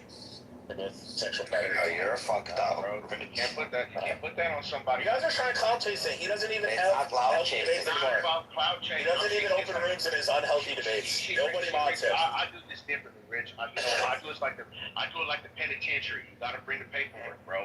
That's how it is. Yeah, he's got papers if you look. You can go look at the papers. I look at it. You can see. You can see. Hold on. Was he actually? He wasn't actually charged for the crime. He was charged, right? He was charged for a lesser charge. Was it? Yeah, they convicted him on a lesser charge. They do that all the time. Ralphie, Ralphie, check this out. Imagine somebody comes in and brutally rapes and murders your fucking wife, and then they plea it down to just rape. And they're like, well, we don't want to rape, but he claims that when he was raping here, he accidentally smacked her head against the wall and she died. And then he gets charged with just rape. So he's known as a rapist for the rest of his life, but he's not known as a fucking murderer. Would you still consider him a murderer? But you're comparing extremes that are not existent with this case. I'm comparing a guy who found girls on Craigslist, flew them up, put them in a hotel, raped them, and then held them against their will to fucking perform sex with a bunch of dudes and gave them none of the money. That's what the news article and all the shit says. The original complaint was that he didn't allow the girls to have any of the money. He held them against their will. That's what they reported. Who's this guy? Every day, bro. The news lies every day. Jason Bresco, the guy at Red Buggy. JB. Go read it. Sex Slave Shock is the name of the article from New York Post. There's like 4 or 5 articles on it. He should have had them retracted if they made it all up. I mean, you could have simply called up and said, hey, remove that, I'm going to sue you, because that's defamatory, because that never happened. And they would have to fucking remove the article, and it would be scrubbed from the internet, and I couldn't look it up anymore. Everybody else couldn't look it up, but you know why it doesn't? Because that's what fucking happened. It's crazy, bro. It's called Sex Slave Shock. Nah, bro. Sex Slave Shock. New York Post. I don't believe that Michael Jackson was a pedophile, though. No, so Michael Jackson was just a fucking weirdo. So it's a pair of aspiring models were turned into sex slaves after 2 fiendish pimps responded to a Craigslist ad, lured them to a midtown hotel. Did you just mute me? I didn't, did you? Oh, I didn't know you just muted me. Okay. Hold on, read an article. Hold on. I think I know this. I know the woman. Which woman? The one that he raped? No. Or the Michael Jackson one? No. I don't want to say the name. Alright, there's the article in the chat if anyone wants to read it. So, lured them to, I know you're trying to place Captavo. Lured them to a midtown hotel and forced them to have sex with up to 60 men, authorities said today. Bullshit. Two savvy pimps, Jason Bresca, 38 of Brooklyn, and Sabina Rabinovich, 36 of Florida. Yeah, however you pronounce it, Russian fucking. Yes. Of Florida responded to the ads while trolling the internet for potential sex victims. Cops said one of the women had posted an ad looking for a position in pornography. The thugs, who were childhood friends, promised the women modeling careers and health benefits and dates with clients, police said. They even paid for the travel expenses from Ridgewood, New Jersey, and Sun Valley, California, police said. The women, aged 21 and 27, ended up at the La Quinta Hotel at 17 West 32nd Street, where they were allegedly forced into sex industry using the name Joey Bresca, oversaw the operation and collected all the money, never giving a penny to the victims, cops said. Robanovich, which went by name Charlie, would set up the sexual liaisons by calling the victims to inform them that she was sending over a client police. Let's see. Sounds like it says read more, but it won't let you click on the read more part. You have to refresh on it. Yeah. I think Rabinovich is often a Jewish name. He's Jewish. Yeah, Jason Bresca is not Jewish though. No. Nah, it's got nothing to do with being Jewish. It's just fucking creepy. No, JB's not Jewish. He's German. Oh, he left. Thank God. I'll have to keep reading this fucking shit. So the broad is actually, she's from Toronto, if I'm not mistaken. Oh, hold on. It says police said, I got it told me. On June 7th, the Rabinoviches in Toronto got money. Alright, so it says, on June 7th, Bresca allegedly raped the 27-year-old woman in a room at the hotel. Between June 8th and June 5th, the same victim was forced to have sex with up to 60 men and kept all the hotel through entities and kept at the hotel through scare tactics such as threats to kill their family and tell their family. Sorry. At the same time, the 21-year-old victim was kept in a room while having sex with a constant stream of Johns for 2 straight days. Police estimated that Breska collected $2,000 a day from the Johns and believe there may be numerous other victims. Investigators cracked the case after they received a call from an anonymous tipster, leading to the suspect arrest on June 15th. Both were slapped with a variety of charges, including sex trafficking and promoting prostitution. The Manhattan DA's office, Crime Unit, is urging anyone to come forward with information. Call 212, blah, blah, blah. So, Brent, let me ask you a question. If somebody was convicted of all this kind of stuff, and they were wrongfully convicted, and none of it's true, couldn't you just, reach out to the New York Post and be like, hey, retract that shit? It was all fake. The New York Post would get in a lot of trouble for it. Yeah, they would get in a lot of trouble. Like when they said that President Trump was what did they say about, who was it? Oh, they did the Covington boys, remember? They got $200 million or something, or $500 million. But as far as I understand, there is a grace period where if a publication genuinely makes a mistake, and then if the lawyer calls up and says, hey, please change that, it's wrong, and then you change it, it's okay, and then you have to make a clear article saying, look, we fucked up, then you're okay. That's as far as I understand. I think it's just sad, Matt, that most people are duped, and I'm not saying you're duped, Robbie, I'm just saying he is a slick, fucking sly, manipulating con man, and he has a tendency to dupe people, and people who align with him or have a friendship or connection with him and stuff will believe him no matter what. Robbie was defending him and saying that he wasn't all these things and stuff, but my point is, there's plenty of people like Nye from Healthy Debates, Robbie, there's a bunch of different people that they scream and yell at me that he's an innocent man and he didn't do that, he spent his time and blah blah. It's I understand that. If he was on the straight and narrow, he owned a modeling agency, a modeling and talent agency. Okay, that was his MO. He owned 5 of them up in New York and New Jersey and all over the place. Is this a really old guy? Yeah, it was JB. The guy was just on stage a second ago. He just left. The guy was Jason Prescott. So the thing is, no, wait. You're not talking. Hold on. What it sounds like, bro, is JB from Healthy Debates. Running little hookers, bro. Running hookers to a front. That's what it sounds like, bro. Running hookers to a front. Okay, even if he's just running little hookers, but it's still fucking disgusting. He's a sex trafficking fucking sexual predator. Wait, you're not saying JB is? JB from Healthy Debates is Jason Breska from the news article from the New York Post, who allegedly, or not, I don't even have to win it. Hold on. I don't even have to say allegedly, because he was fucking convicted. Hold on. He was not convicted of these crimes. He was. He was convicted of trafficking. He was convicted of something, but not of Sex trafficking. Was he convicted of actual sex trafficking? What's the verdict saying? JB that was just in this room? Yes, the one that was just in the room. That's why you left. Hold on, Azur. No shit. Let me ask you a different question. This is all public information. We find out. Both were stopped for a variety of charges, including sex trafficking and promoting prostitution. Yeah, slapped. Okay, slapped. What actually stuck? That's prostitution, promoting prostitution. Okay, bro. So, I don't care. I don't care. If it, listen, I have no, bro. Listen, Robbie, I have a fucking cousin. I have a cousin. Why is someone mom sneaking over other people? What the fuck is happening in this? Robbie and I are having a conversation. Robbie, I have a cousin. Yeah, no, but you know damn well I do not have mods in the room yelling over other fucking people. What is happening? Robbie, I got you. Robbie, I had a cousin just in the last couple of years who was shot in the back of the fucking head because she was arguing with her drug addict fucking ex-baby daddy, and he took a .38 revolver, 357, put it to the back of her fucking head, squeezed the trigger, and blew her head off. Because he was wearing fucking gloves because he was trying to kill her. He took the gloves off.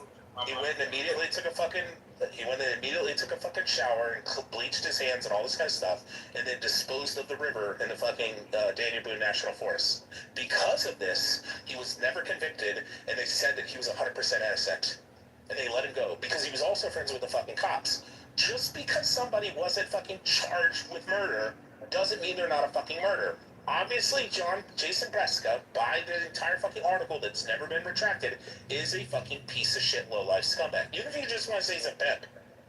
Pimps rape fucking women all the time. I don't care if they're hookers, they're still raping them. But still, when the girl says, no, I don't want to fuck you, and they just say fuck you, and they pin him down and have sex with, that's rape. I don't care if if it's a fucking hooker or not a hooker. That's still rape. Like, my point is, shit, man. my point is, he is a fucking scumbag piece of shit.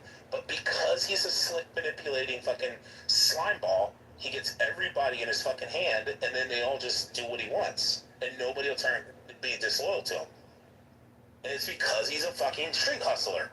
I mean, the dude was molested by an older man up there at the YMCA up in New Jersey when he was a kid. And literally, that guy was a predator who ended up training him and raising him for a couple years under his wings and shit as a predator, luring other kids into him. And then he ends up growing up like through Stockholm Syndrome shit, where like when a person's raped, they end up becoming a rapist. Or when a person's molested, they end up becoming a molester. Bro, He's a shit fucking He's heavy for me. I need to leave the room. Yeah, it is. It's fucking disgusting. It's terrible. Yeah, dude, I got 3 kids. With his situation, I just didn't see that as sensing. Now, Brand, I would like to address you. Why did you take away my mod? Because you shouldn't have been modded in the first place. Rafi and I have already had a conversation. You won't be again. I don't tolerate moderators yelling over other people, whether you're having a dialogue or not. I sat in here and watched you do it for 10 minutes. So you will not be modded in the space again. Brent, can I ask you a question? So, you know what? Hold on, I want to make sure he's very clear on why it happened, because he asked directly. So no, you are not judge and jury of the world. You know what I mean? No, but I am one of the 2 people who runs this house, which means I'm gonna set the decorum standard. And if you can't rise to the expectations, you're not modded.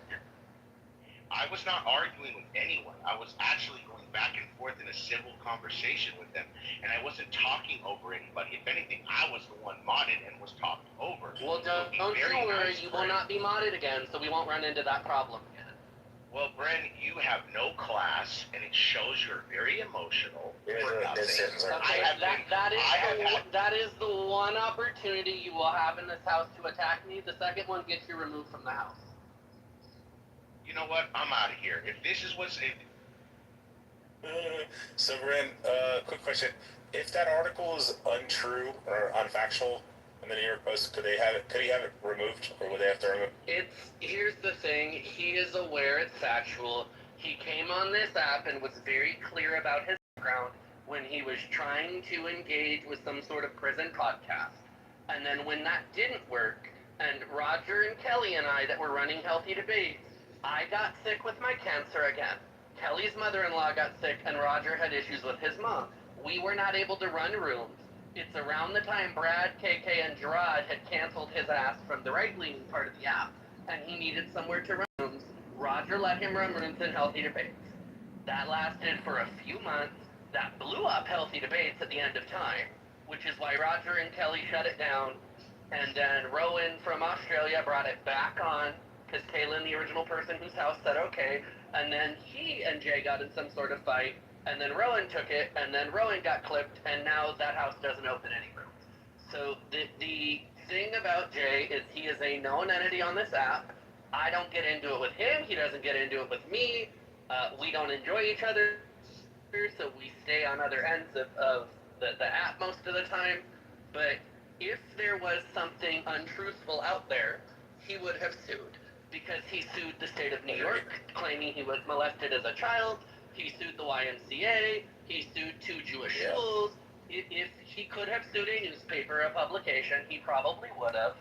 So at the end of the day, I don't really enjoy that we're having an entire room about his record. I don't know how that started or how that happened. But I'll have I came in the room later to figure out what.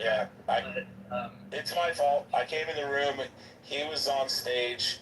I knew that it was a matter of time before Rafi I knew JB would come off mic as soon as he heard my voice, and he would say, "Hey, Rafi, make me a moderator." Then he'd kick me out of the room because he hates me.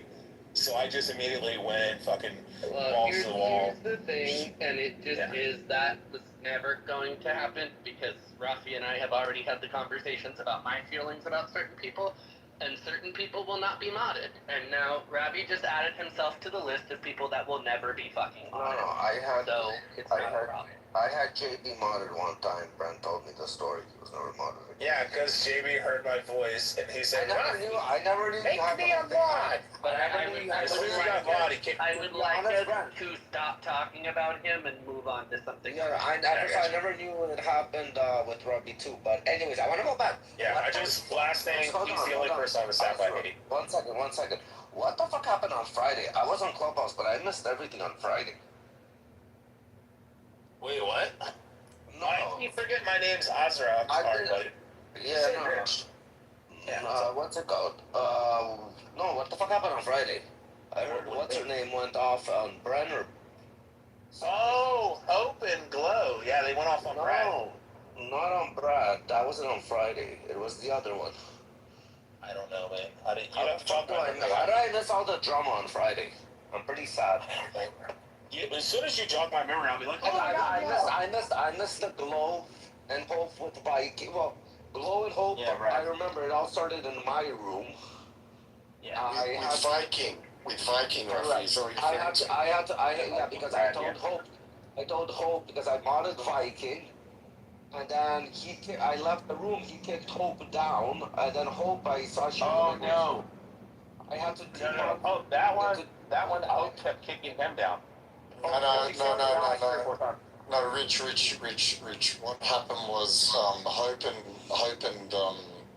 Viking disagreed about something, and as soon as Hope opened her mouth, Viking kicked her down to the audience, Rafi. That's all that happened, and he triggered this whole thing. So Hope never kicked him down. Yeah, no. Yeah, Hope and Glow got mad because Brad was talking bad about the Iranians. They kept moving him down 3 or 4 times. Somebody brought Brad up, and he got mod. Then he moved him down 3 or 4 times. Then they kicked him down a couple of times. I don't think it's a responsibility of a mod to kick another mod. I don't think it's a responsibility of a mod to kick another mod. I came back in the room. I demodded Brad. I told you privately. Yes, and I had to demod Brad, and I sent a private message to Hope. I'm like, come back into the room, and she's like, only if he's demodded. If you remove his mod. How did I not hear about this? When was that? This was on Friday, bro. Oh, he was pretty much telling the Iranians that they weren't going to get the RGC out. No. You guys are such drama kings, honestly. This was on Saturday night. Or Sunday night, and yesterday they went into President Trump's room in the morning. It wasn't yesterday. It was on Saturday, I think, the President Trump room. Because you guys came in all upset. Yeah, was it yesterday or Saturday? No, it was Sunday. Oh, okay. Oh, yeah. It was Sunday, so right. Saturday. With me. And Sunday you guys went, and then in the morning I woke up and you guys were like fucking pissed off as hell. Yeah. And I opened up the room right away for you guys. Now I see why he did that. So it was from yesterday, the day before.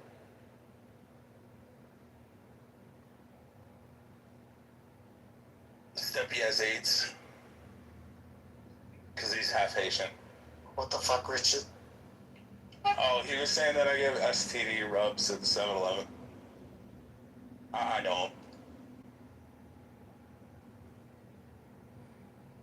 Yeah, Steppy and I are pretty close. We're friends. He needs to get up on stage.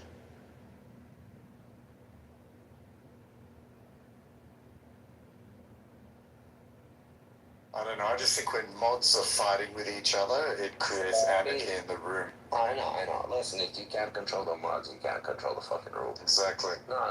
No, but Hope to me is more important. Like, so I had to. Hope is fair. Like, she's not. What about me, Rafi? Am I not important? You're my sister. Yeah, exactly. So why do you favor Buttercup over me? She's like my cousin. No, you're a fucking I gotta stay close to the cousins. We can marry cousins. You're a moron. I can't marry my sister, but I can marry my cousin. I think he said Hope. I think that's the only fair. No, Buttercup. We're talking about our sweet Buttercup. Our little sugar plum buttercups.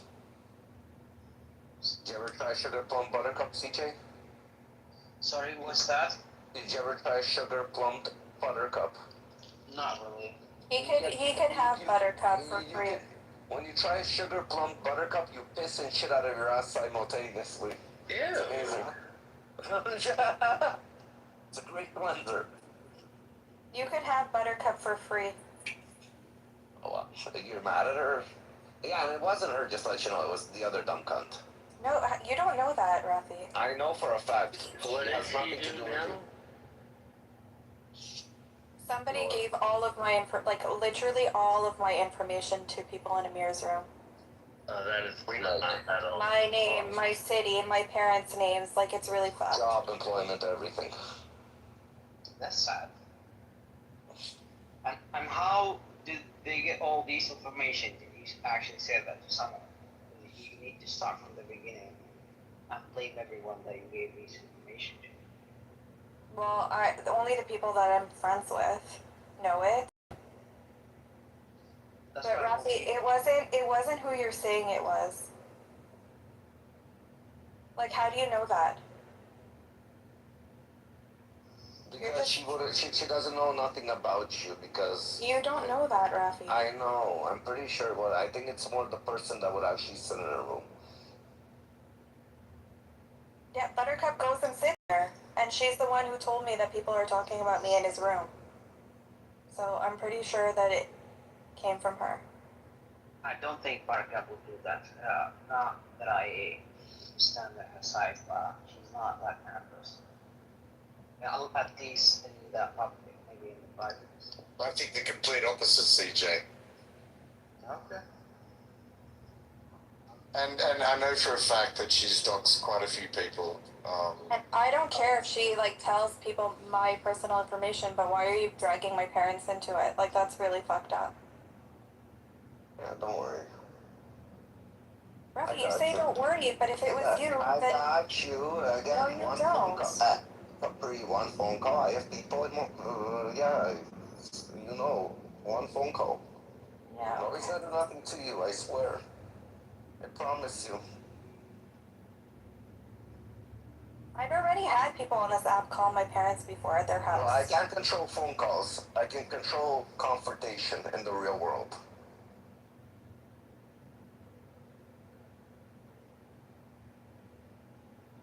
No, so wait, if Buttercup comes, I can't mod her now, Capri? Rafi, here's the thing, I already told you, I'm gonna unmod her anytime you mod her, so you're free to mod her. Thank you, The minute I Brad. come in the room, I'm unmodding her. Thank you. I'm gonna have Bren on speed dial and be like, Bren, get your ass in here. Me too. Take this bitch out. Fucking bastards. I sent Brent the whole thing that this show is happening. Brent popped in here so fucking quick. So fucking... I can bet you dropped every... Brent, are you sure you still have your dog with you? I bet you dropped your dog and ran to get on Clubhouse. Oh, I totally jumped off of a phone call. I was on a Zoom call, and I jumped off the call because you know how I feel about individuals. But I didn't expect it to be that particular point in the conversation. But, I mean, here's the thing, Rafi. You know me. I would simply block all of the undesirables, not the Thorns of the world, because they're enjoyable to play with, but like the truly vile people. You and I have a very different tolerance for some of these people, and I would just clear them out, but they'll leave when I come in anyways, because they know I don't Brad, them. now I have a lot more respect for you. What the fuck? Did I just lose the respect? Yes, I told you a long time ago that I didn't respect you anymore. You lost your respect long time ago. The first day that you walked in. Okay, Rafi, let's fix this. Hold on. And there we go. Problem solved. No, Brad, don't get me wrong. It's not about me having a mod. Honestly, I really don't Oh, mind. I know it's not. I'm just saying Rafi should be backing people. Because here's the thing. You irritate me sometimes. I irritate you sometimes. That's fine. But you're not a giant piece of shit like certain other people who have been getting modded. Yeah, there's a difference. Exactly. I'm glad we're on the same page. I'm glad we're on the same page. To me, Brent. No, not Shuki, not you. What are you talking about, Shuki? You just can't be modded. Shuki is the biggest piece of shit in the room. I can't have a mod in the room. Cunt. Like, you can't be modded and be screaming, she's a cunt, she's a cunt. And then if the house gets recorded, Shut the fuck up, Amos. We don't want the house clipped. Shut the fuck up, Amos. So I had Rich, so I modded Rich and Pepe together so they don't kick each other out. I'm the to make best sure it's mod. equal. No, remember? And then I you came invite back on the everybody on stage. You came into the room and you started screaming Muhammad's a pedophile like Rich before you continue the song. That's not what I said. I said I'm gonna demod you because I don't want my house clipped. No. That's not what happened. That's not what happened. I'll be honest, and you'll enjoy it more. I actually said that I wanted to exterminate every Muslim on Earth. I said if I had Thanos' gauntlet, if I had Thanos' gauntlet, I would snap my fingers and every Muslim would die. I had to demod him because of that one. Muhammad is a pedophile. Shut up, Rich. I'm going to tell you a secret, Rafi. What's up, Even a mod can kick another mod. All you need is just to drop them to the audience and then you kick them. I stop with your bullshit excuses. It's not that Chucky. It's like when there's two people having guns, they think twice before putting somebody in the audience because once they come back up, they're gonna go back into the audience, the other person. So they think twice before actually putting the other person into the audience. It actually counterbalances. Make your friend grow up. Doesn't it actually work? Kindergarten, please. Listen, when there's one person with a gun, he thinks Give the kids in kindergarten guns. We do it in Israel. When there's two kids with guns, why am I saying two kids with guns? Call it Palestine. People with guns, they play peacefully. Rafi, what are you talking about in Gaza? We give the kindergarten gun. We let them shoot each other. They're monsters. I wish that would happen. I wish that would happen. They would kill each other. Much less Muslims in the world. Why does that matter? Because Muhammad is a pedophile. It's like getting your dad to sing like the lullaby at nighttime before you go to sleep every night. I don't know, my dad never sing to me.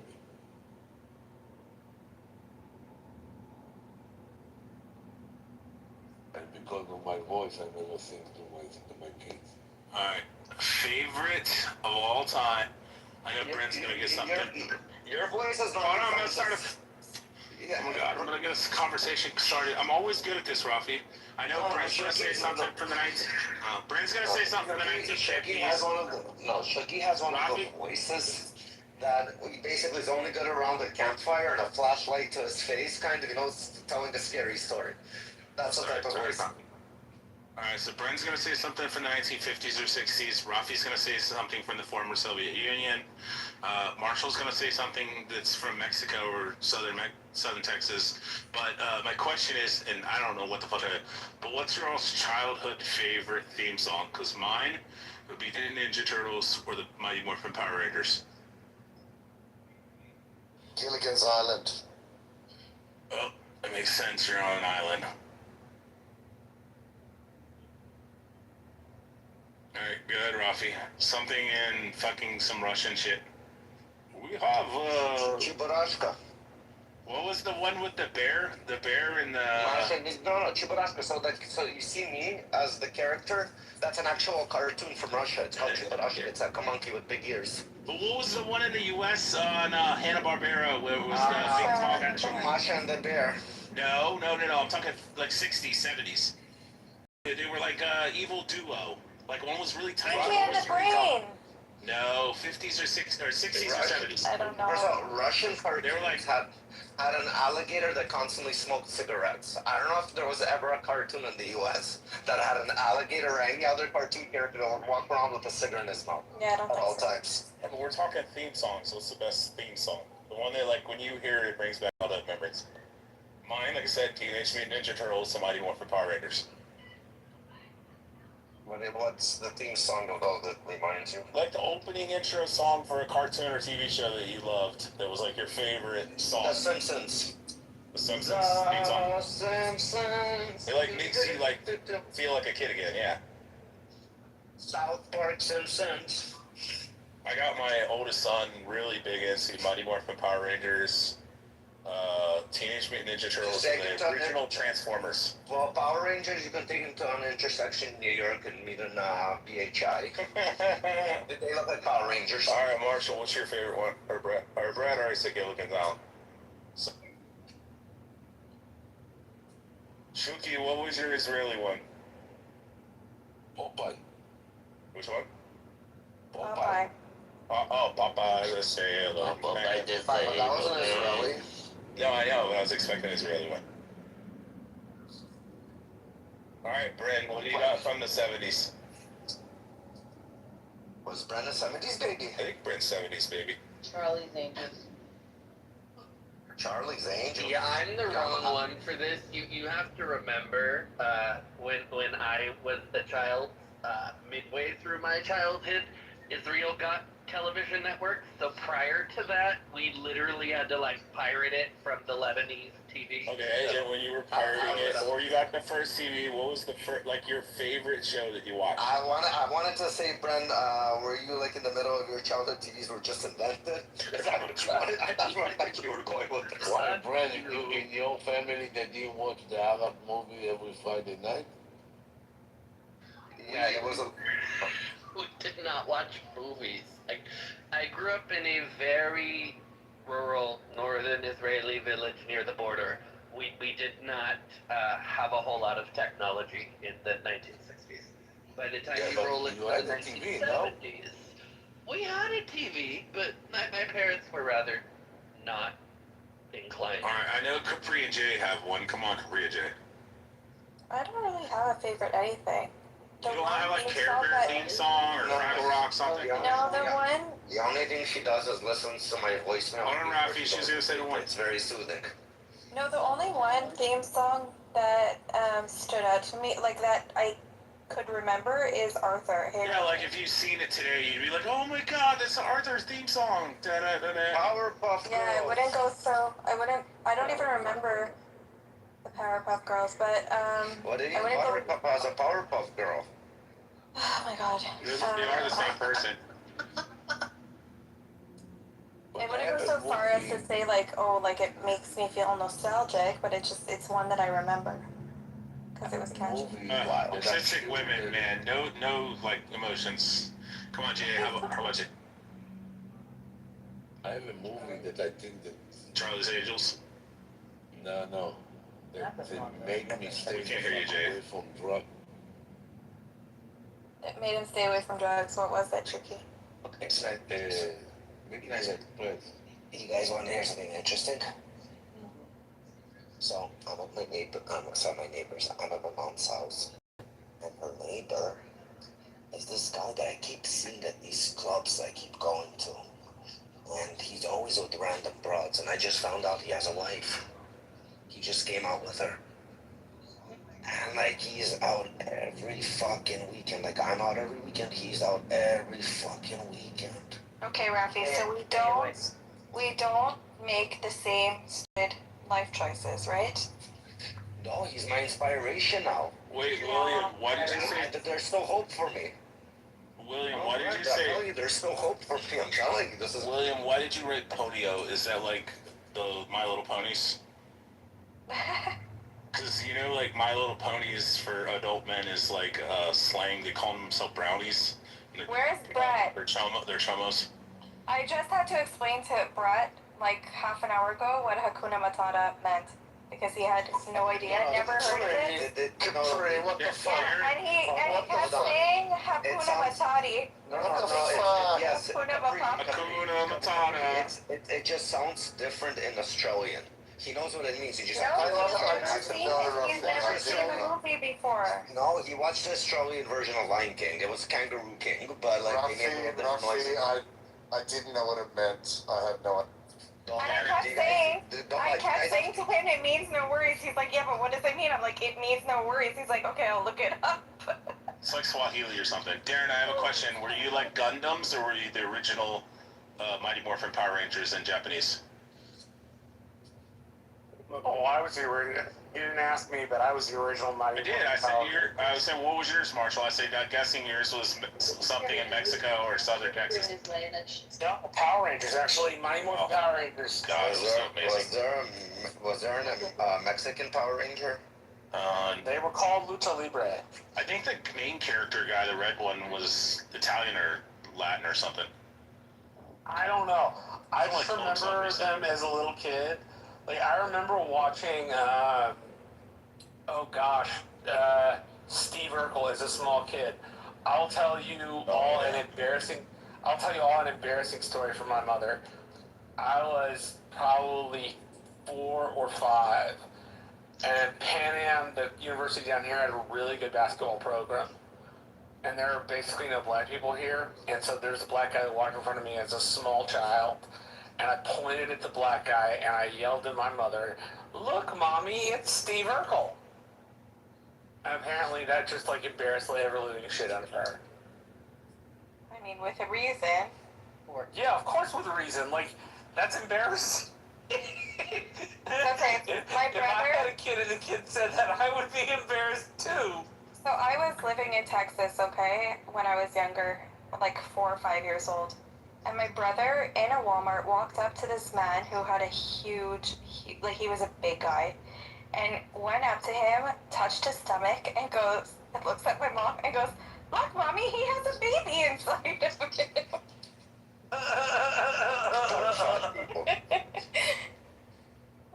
I have to say, Capri, you didn't know who Sam Neill was the other day.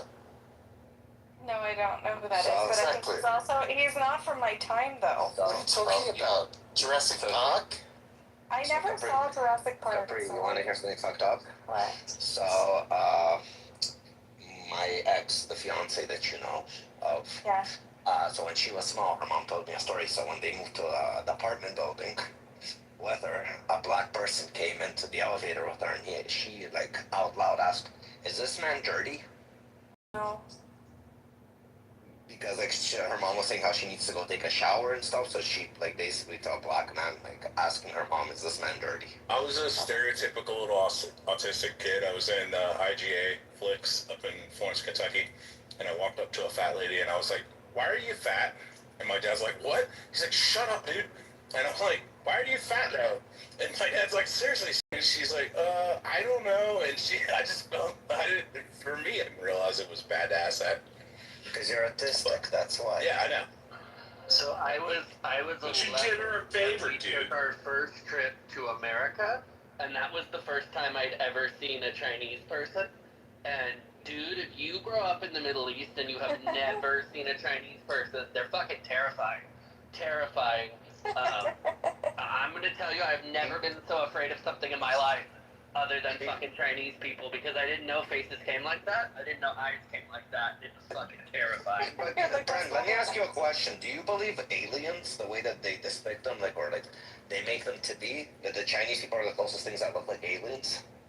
I've never heard that in my life. Because if you look at their eyes, the way that they like draw aliens. Rocky, are you just going off of eyes because they all?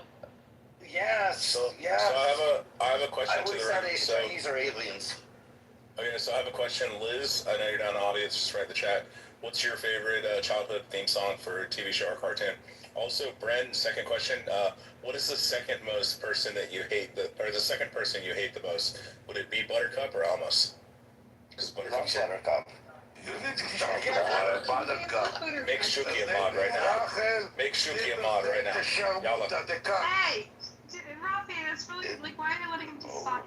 No, we can't do it. It's still Make Shuki a mod. Make Shuki great again. Hold on, guys. You're not telling Guys, I have a question for Buttercup. Buttercup, did you dox me for the whole entirety of... Hold up, Rich, shut up. I'm not Buttercup. Did you dox me to the whole entirety of Amir's room? I don't even know who you are. She's the evil Buttercup. I don't know what her name is. How do I dox you? Takia. I actually somehow kind of...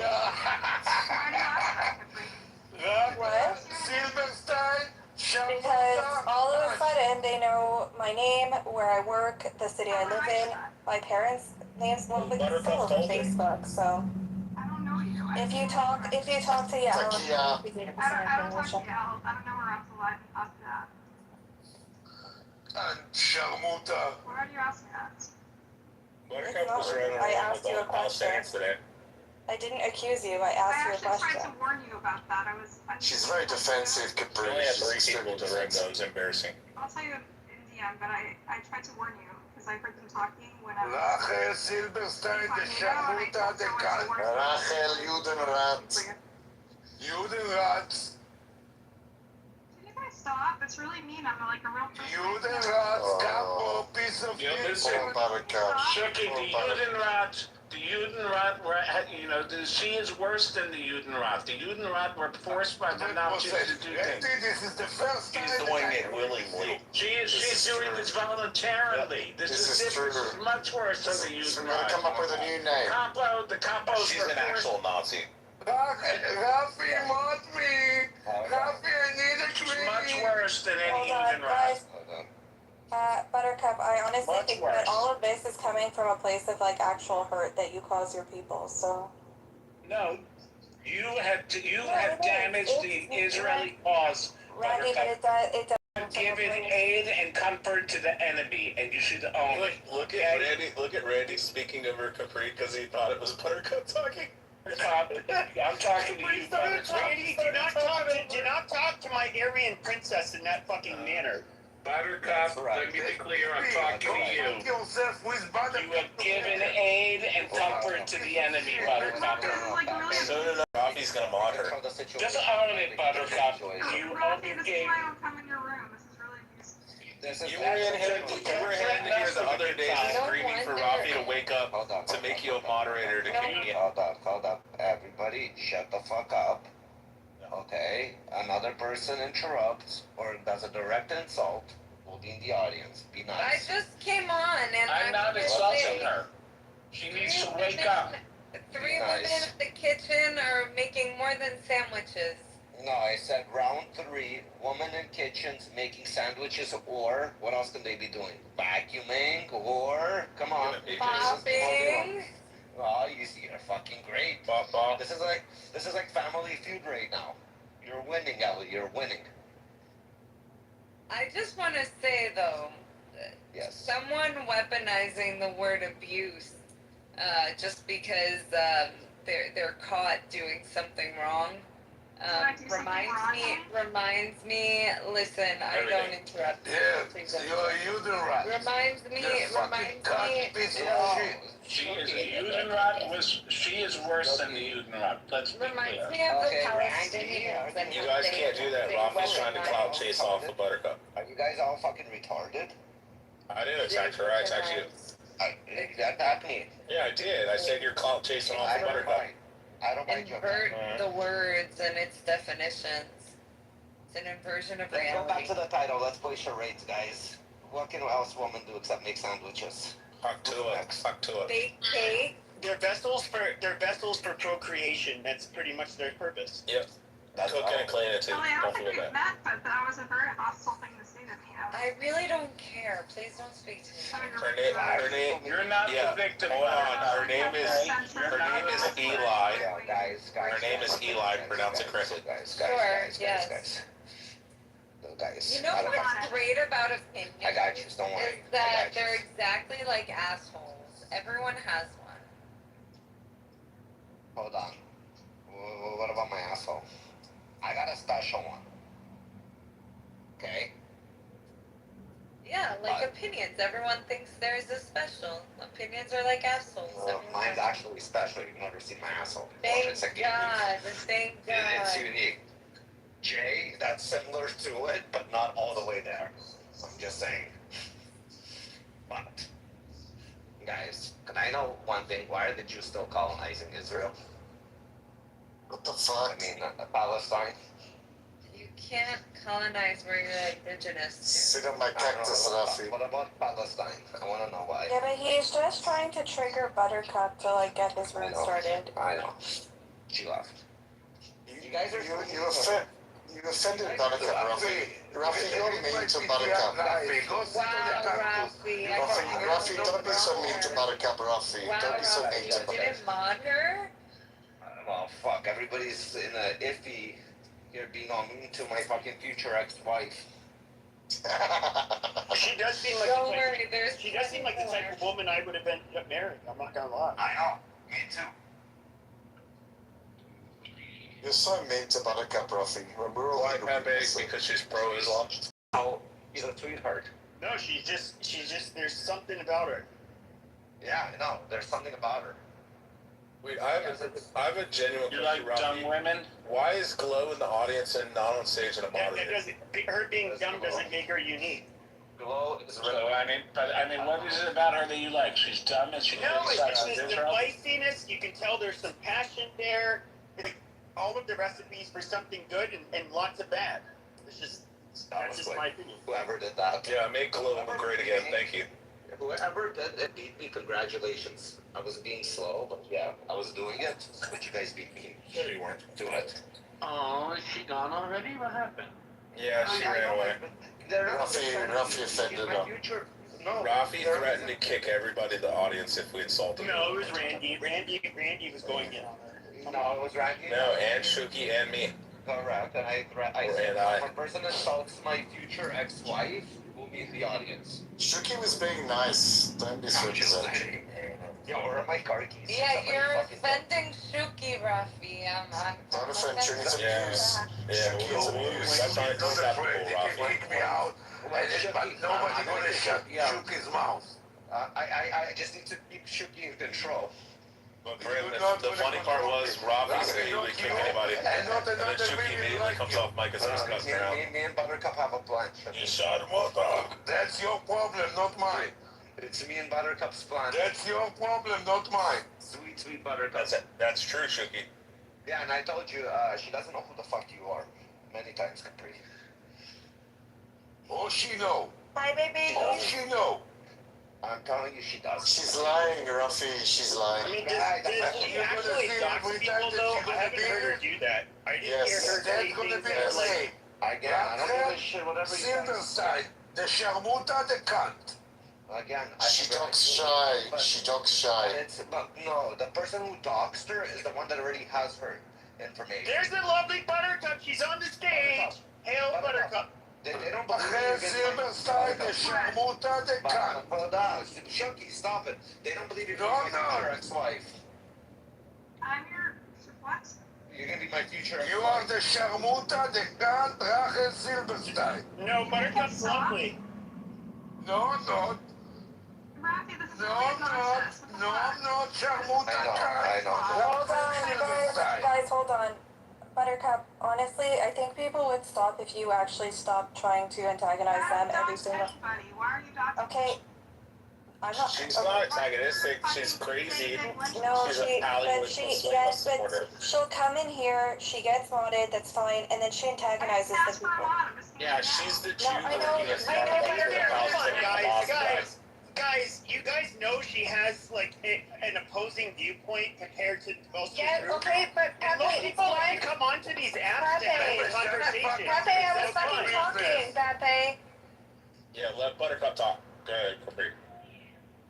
You'll come in, you get a mod, okay, and then you're abusive with the mod power, and also, like, It was a joke. Rafi thought it was funny. no, but Buttercup, like, but no, but you see, it enrages people It here. didn't erase So, people. People were laughing but- at it.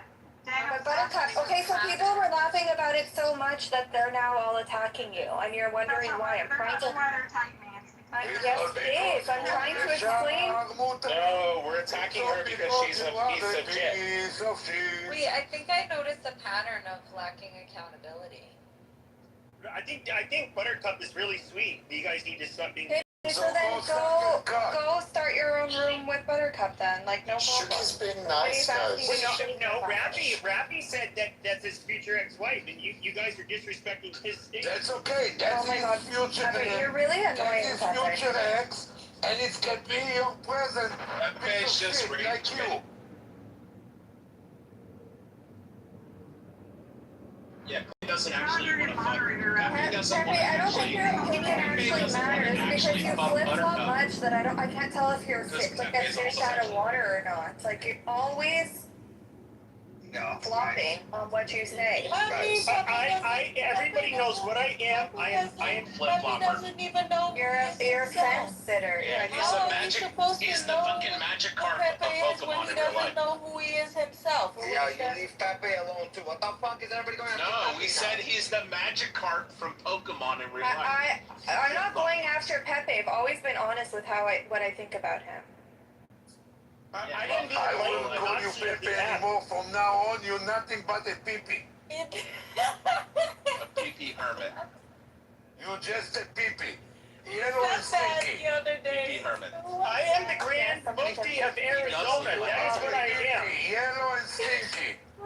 Pepe, you don't even know what Shuki, you are. did you ever see pee-pee I hermit? told you, I'm the Grand Mufti of Arizona. That's what I am. Yeah, you're confused.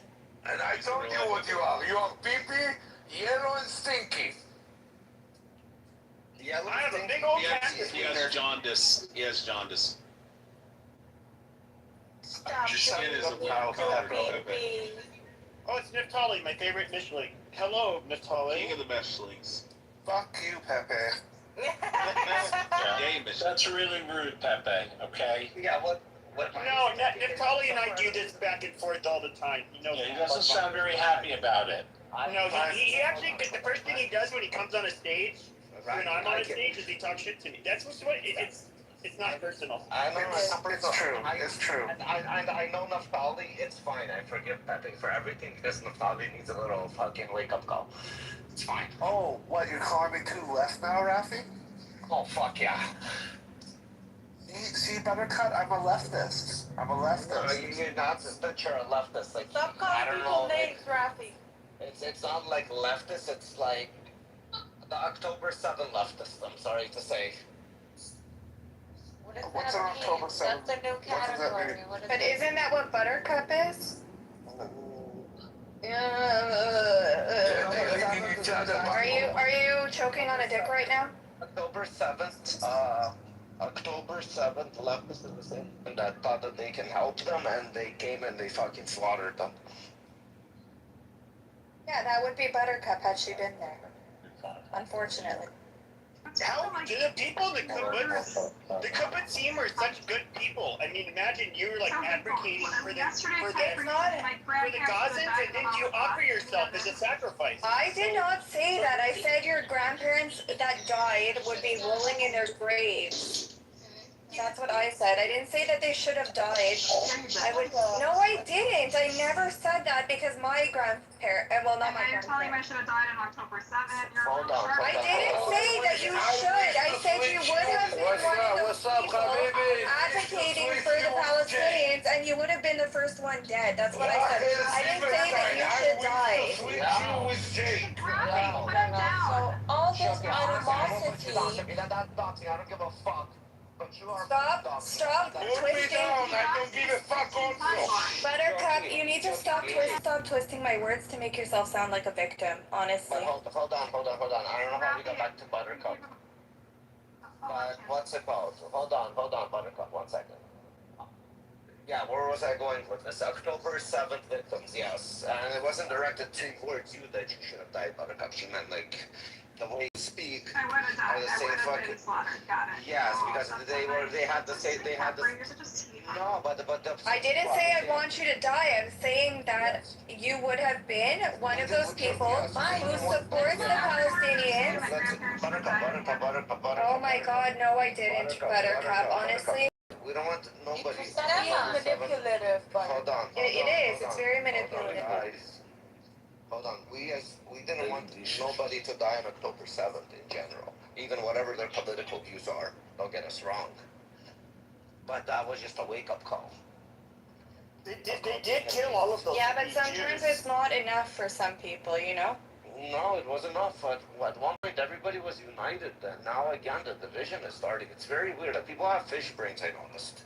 Yeah, but Rafi, the person that you want and protect so much and you jokingly say that you're going to marry and whatever, it's exactly what you're describing. It's You fine. know what? You I can marry wish them. Buttercup to be his wife. That's what I feel she deserves. The blasphemy! The Jewish women are running out of control on this You have a room. great life. The Yentas are going crazy. Shut the fuck up, Pee-Pee. You're just a bystander here. Yo, Pepe, you're out of control. Sorry to say, but I love it. Yeah, Pepe, honestly, like, you're tolerated in these rooms, but you're quite irrelevant, actually. No, we love Pepe. For your entertainment purposes, but that's it. Pepe's my best. Hold on. Pepe's my best man at the wedding. It's for your entertainment purpose only. Bren is gonna inaugurate it. Is that what it's called? Inaugurate? You're so stupid. Not enough. What's the thing? Officiate. Officiate the wedding. Okay, we're halfway there. Who's gonna be the flower girl? Who wants to be the flower girl, guys? I will be the flower girl. I want to be the flower boy. What are you volunteering me for? A wedding between me and Buttercup. I called it first. I want to be the flower girl. I'm gonna be the Can Texas you and I boy. go to a spa day while Rafi marries the demon? Listen, Brent, can I come with you? me and Buttercup are not the same. I am not a leftist, Rafi. Have me wrong.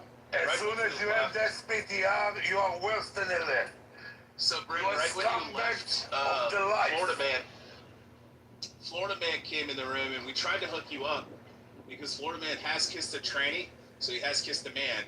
Yeah. But I think he might be open to. Not hooking you up. He's a Jewish police officer, and I think he lives in Florida or Texas. He's not a police officer. He just got done doing jail time for like fucking 7 or 8 months. Yeah, but he was a cop for a while. Naftali Bennett is a great man, Shooky. What do I wear to a Dead Mouse concert? Oh, I thought You see, you and him A dead mouse. liars.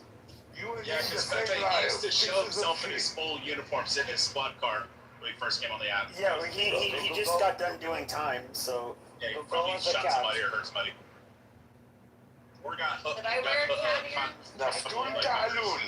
Yeah, I've never been to a Dead Mouse concert, but I don't think the fans wear anything. Yeah, they wear mouse ears on their head. Really? No, they come dressed as cats trying to catch the mice. And Ellie is gonna dress as a. Ellie, you gotta dress as one big pussy. Is Dead Mouse a Canadian or is he? I feel like he grew up near the border. But I mean, yeah, so he's half and half. Legal. Ice is gonna come in the middle of the show. I went to one of his first shows, actually. Yeah, he's like not even relevant anymore. I don't feel. He's pretty like he's still got. He's dead. When it comes to EDM, he still has a lot of sway and pull when it comes to influence. Oh, Brent, did you see the back channel I sent you? Probably not. Let me look at it. Who's relevant when it comes to EDM if he's dead? Rafi, you're a married man. You shouldn't be saying that on the stage.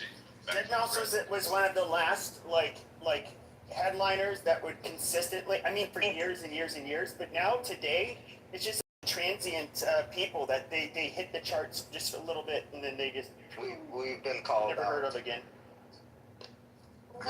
That's not really true. Yes, you keep it. Who's big? I'm curious. I said you Ray have Rufus. So I just said you might like. Okay, I'll check. Well, I've been listening to Fred again, but that's more like jungle. Yeah, but that's also old. Yeah, Fred is He's very old.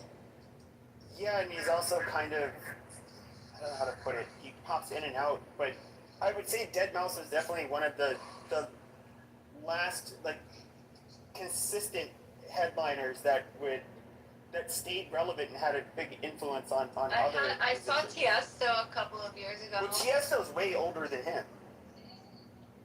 So like I don't Tiesto, really know Armin what's Van relevant anymore. Like I don't know. I don't follow. Who died again of an overdose? Oh, Avicii. Yeah, Avicii. Avicii, I thought he died like over a decade ago. Yeah, he did. He We're did. talking I just about forgot like, about it. we're talking about like the legends, I guess. Or, Yeah.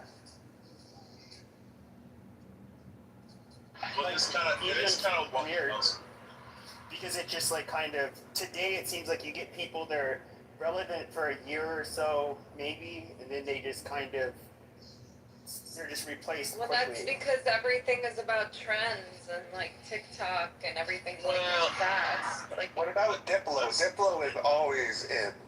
That's what I was just about to bring up is if you look up. So I remember listening to Future, you know, the rapper, like way fucking back when. And I was like, I wonder when his first album. It was like 2004. Dude's been rapping for like 22 years or something. Same thing with like Lil Wayne. It was like 1999 or 2000 or something. Yeah, but he went off on a big break, and now he's just made a comeback. Yeah, like Future, Lil Wayne, 2 Chainz, like all these guys they're still relevant today, but at the same time they're doing it for like 20 plus Yeah, years. but hip hop is. I don't want to be mean, but it's sucked for a while now. Like literally the amount of musical talent, it's. They call it implied chords. They don't even use chords. They do all of this weird, stupid shit, and they went into the mumble rapping like well over a decade ago, and it's a bunch of fucking trash. And I know every generation will kind of emo rap. It's called what you call mumble rapping is emo rap. So I understood the lyrics to was probably like the Dre album when he came out with Still Dre. That was the last album. I understood lyrics. Now I don't understand one word they're saying. You know who started emo rap? Kid Cudi. Bro, it's like my nephew's like 18 yeah, he's 18. And he's like, oh my god, bro, you know who Future is? And I'm like, dude, he's been around 3 years before you even fucking existed. With the rap, basically like hip hop music became more of like especially with the social media, it became more of a who can up who, like in terms of showmanship. Like I'm a gangster. Look at what I got. It's who can have like the most legit street cred. All of this stupid. But there's another genre is SoundCloud rapper.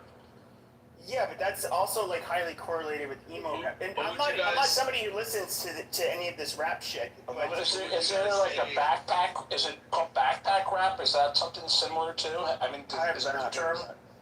So who? I might have made that one up. Probably. Who would you guys think is probably like the oldest, still relevant like artist or rapper? Drake. Eminem.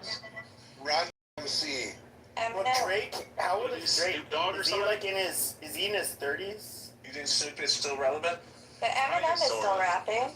I think culturally, and he's came out with a couple songs, but yeah, I think Drake was kind of like the downfall of rap. I saw him as a incredibly talentless person, at least in comparison to the people who came before him, and there was this huge industry push for him. And He was Jimmy in a wheelchair. Because he's half Jewish. Do you hear me, guys? Because I think Eminem still raps, and he just came out with some new stuff. Yeah, he's a geezer. He needs to put his cane down. No. Yeah, but you asked a question about who's still like the. I don't think What about Dre? There is. I don't know if there Dre's is still like coming out with stuff. there is like bowing out gracefully. Like Madonna, she's actually doing okay on the charts, but it's like, okay, look, bitch. What do you mean? She looks like an old lady. Yeah, she does. But she did just have a few EDM releases that actually started to do pretty well recently within the last month. Now, in the 80s, she was all the rage. She was young, attractive. She could move well because, that's what happens when you're in your 20s and 30s. Now she's this old woman trying to contort her body in ways like she used to, but she's a grandma, and it's kind of fucking embarrassing. Yeah, but you know what? It's nostalgic for the people that used to listen to her, like when she was. It's like the Backstreet Boys, like they move like they all have back problems and arthritis, but it is nostalgic, and I enjoy going to see them. They're 20 years younger than Madonna. Yeah, I know. To give you some perspective. Madonna's like 68, right? Yeah, Madonna's too old to be doing this shit. Like even Cher. She had a run up until her late 50s or 60s back. Yeah, I believe was in her 90s. Yeah. And I'll say this, at least she had. This is before. She aged more gracefully though than Madonna. Yeah, she's also got like way darker skin, which usually means they're less prone to wrinkles. But I would say that she's somebody that also had like. Madonna as well. She had natural talent when it comes to being able to sing. I'm not saying like they're great vocalists, but they definitely have the talent. performer. Yeah, oh, absolutely. It's everything. I mean, Madonna ended up being everything, including an actress. Not a great one, but she did good movies. But she could sing. Okay, she was a better vocalist than most people could be. But does that make her amongst one of the like standout great vocalists? No. Like, could she be Celine Dion? No, none whatsoever. We're not going to compare the two. But what I would say that the standard is, if you can headline the Super Bowl, then you're a superstar. And she could have either she did or she could headline the Super Bowl, in my opinion. I don't think Celine could headline the Super Bowl. No, but she's that's the thing though, is it's like what makes a great performer. So Michael Jackson, for example, would hit all of the boxes. He can sing, he can dance, he did all of the shit to put on a really good show. He acted too. Yes, but was he the best at any one of those things? No, but he was very good at least all of those things. He's certainly the best dancer. Very good. Yeah, dancing is probably where he was. Where he stood out. The Thriller album was the biggest album of the decade, and more. When Thriller came out, it was the biggest selling album of all time. So yeah, there was a moment when he was literally the biggest singer out there. Full stop. Yeah, I mean, the songs may not have been. His behavior didn't help him, but they were met with Thriller that he was the biggest artist on the planet. But the problem with me though is it's all gone to shit for a number of reasons. But that doesn't take away from Thriller. No. He's incredibly talented. You would have to be talented in all of the areas he was talented in order to create the hits that he created. But I mean, today, if you even look at like what happened to rock bands, it was more of a commercially like the record labels.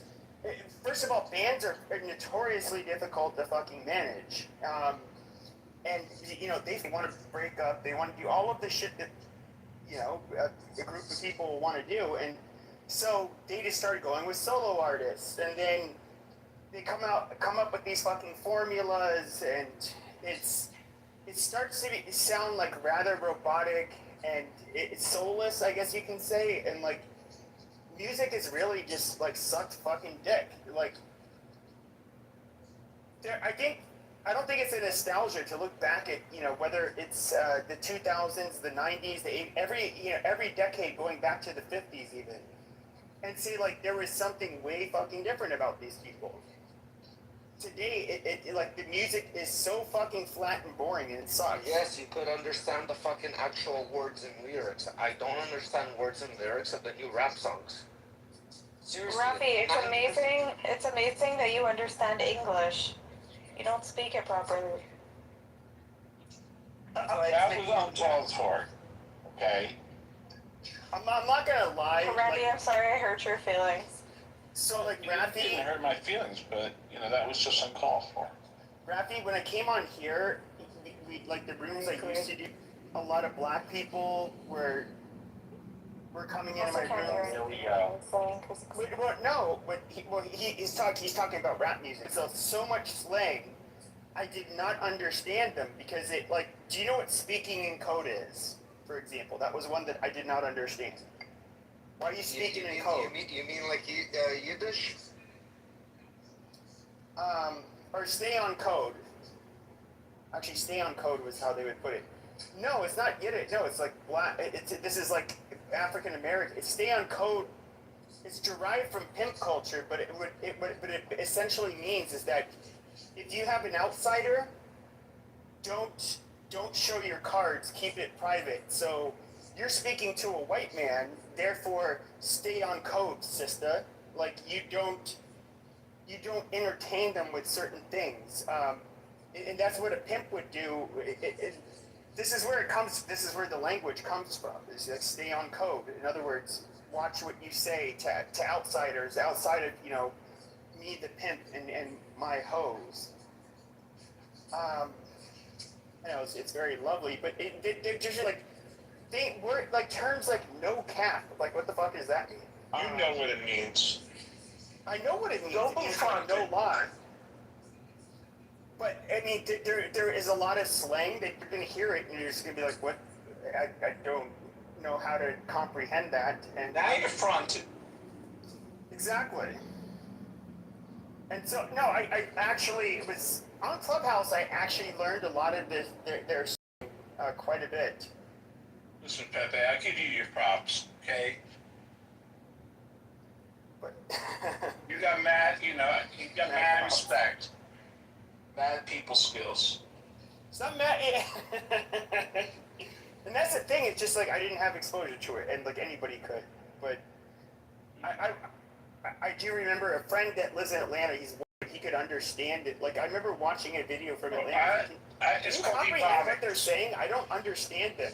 It's called ebonics, so I speak it very well. Yo, Thank you. guys, I have to change the title. The room title is White People Teaching Black History.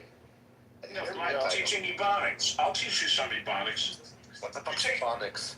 You know what ebonics is. You take the word business. Hold on. I swear to God, I don't know what the fuck ebonics means. Okay, it's black slang. Take the word business. There's three words. The white man to know the black. So it's basically now they call it African American Vernacular English. No, it's ebonics. But listen, there's three ways to say the word business.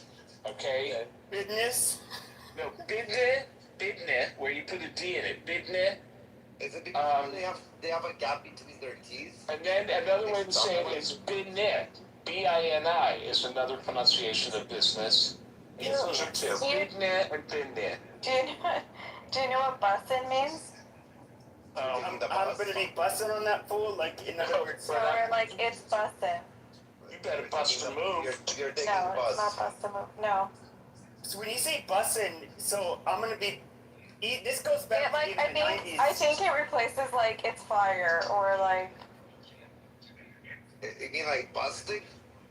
No, bussin'. Bussin' was used though even in the 90s. Somebody gave me a thumbs down, so maybe they. So okay, like in the 90s, it would mean it like this is something that would be said like even here in Phoenix. You're like I'm gonna be busting on that fool. I'm using more 90s slang. Bustin' It is meant when like something's really good. Yeah, like it's fire, you know. yeah, no, I get it. I'm just telling you how it used to be how it used to be used. Yeah, we used to call that dope. Here's how it used to be. That's dope. It's fly. It's dope says fly. Flying. The fly is like 1990. Yeah, that's really 90s. All right. Fresh. 1990. Well, chill. You're the bomb.com. Yeah. I had to change it. All right. What about ebonics for money? Like, what do you understand? Papers. What else? Cha-ching. They're gonna be just making noises now. They're not even using words. They're making noises. Cha-ching. It's true, Ellie. Stuff. But I don't know. That's old already. Coin. Do they use coin? What about band? Band for band? Band. It's like is that a band a stack? How about good one. This must be so funny. Type shit. We're so white. How about for women? Like what are some terms for women? Like, well, obviously, bitch never goes out of style, but also shorty. Shorty's like 1990s. No, you could still say shorty. Yeah, shorty. Shorty, go buy me a 40. They use like they started to adopt like Spanish slang terms like in the 90s, like mammy or mommy. Mammy. I said mammy. Mommy. It's like when Brett tries to say a meme. It's a meme. Well, one from the 90s that I love is represented. Like, not picking on Brett. Rafi, why are the men so sensitive on this app? representing, that came from like the music business, like, I can't hear you. Even the Beastie Boys, these Jewish white boys, would say they represent, what is it? I forget the name of their MCA in their lyrics. They would use that term. Right. Well, MCA was one of the rappers. He was one of the guys. Oh, there you was one of the guys. No, he was, you know, he was one of the three rappers. He was, you know, that was Adam Hurwitz was MCA. No, Adam Yauk was MCA. Yeah. I mean, rebellious little shits. I mean, singing songs about drinking the booze, doing angel dust. Dude, they made a lot of money. They did, right? Obviously. They're worth about $25 million each, at least.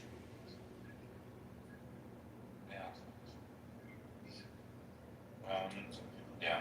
Well, ill was a big word for them. License to ill, ill communication. That was a big word for them. Going back to Brooklyn, I forget. Yeah. Brass Monkey. I can think of some of their songs. Right.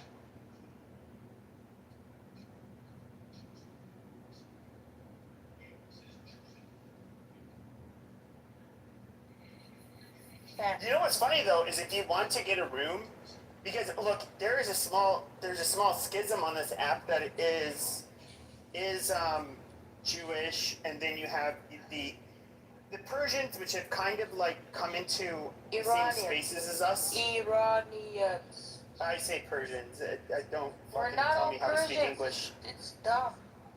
I don't care. You know, it's another one. I don't fuck with that. Like, you know, I don't fuck with Persians. I don't fuck with that. That's cool. I don't fuck with that. I don't be down with that.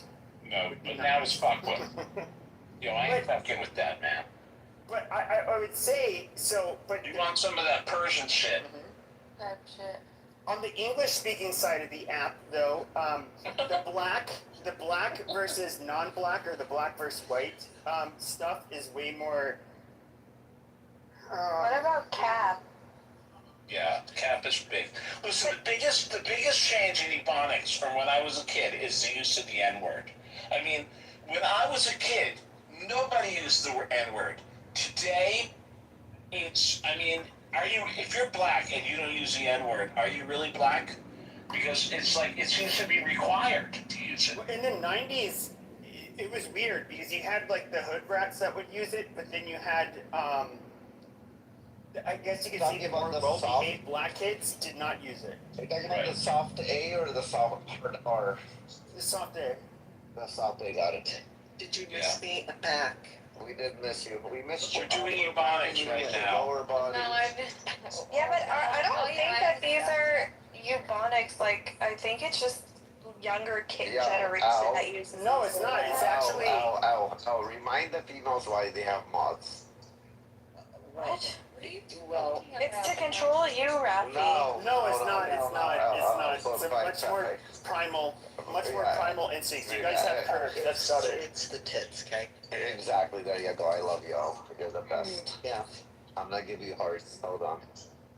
But if you look at I'll send you some kisses too. Hold on. Do we have kisses? We have no kisses. What's that though? We're gonna send her some fire. We're gonna keep her nice and warm.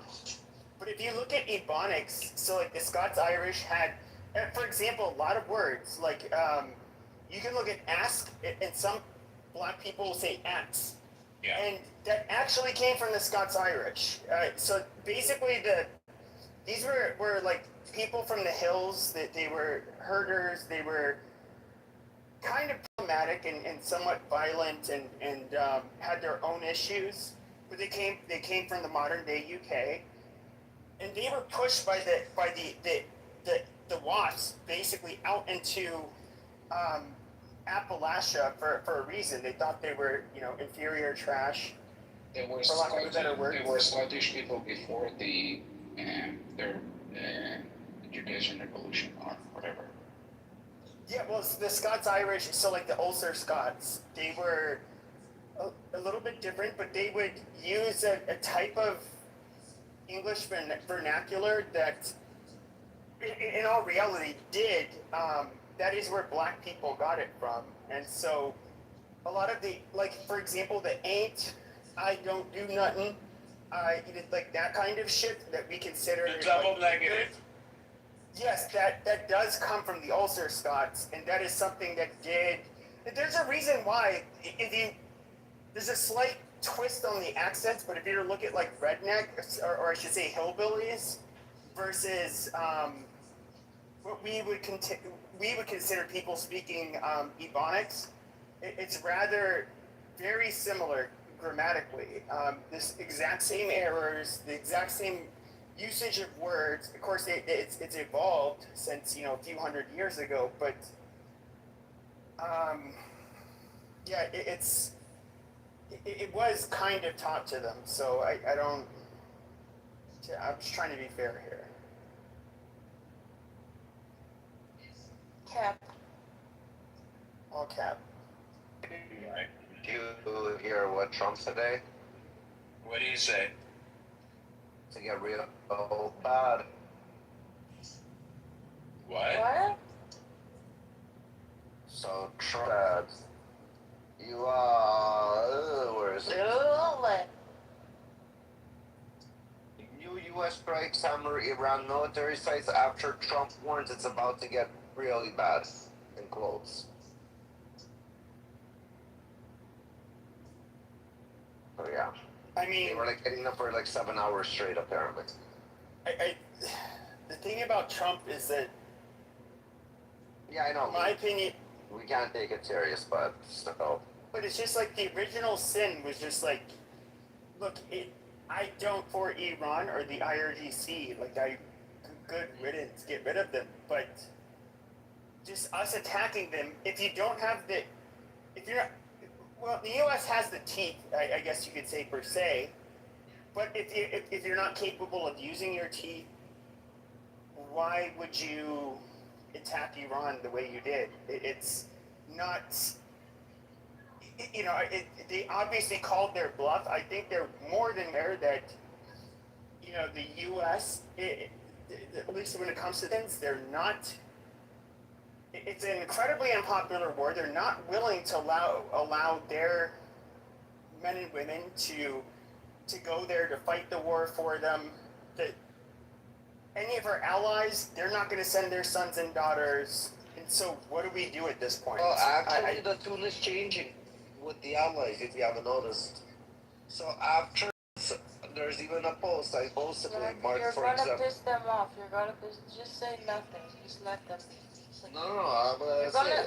The tune has changed. They don't get mad at you. They get mad at us. No, it's not about you. Hold on. The tune is actually changing with the allies because when they restarted hitting them, Mark Carney, a Canadian Prime Minister, which says he fully supports the new strikes on Iran. Before he didn't support it, he came out openly. This is huge. That now, somebody that was always against it, they would say, "Oh, all your partners are against us." No, he supports it. And the UK this week has fully designated the IRGC as a terrorist organization. So now it's happening in Europe as well. Who cares what the Canadian Prime Minister thinks? It's not that. It's the support of the people. When people are gonna see that, okay, again, people are getting Carney's a fucking joke. He's a clown. I agree with you. Again, a clown like him told the American people like Pepe, "Oh, the partners aren't with you. This, that. You guys are on your own. You guys have no more allies." Because of this shit, it fell for him. He's shit talking Israel every single day for doing the exact same but shit. he follows the news, right? The shit talk Israel, he follows the news. But now the news are fucking kind of going the different direction, which is very surprising. It's a good thing.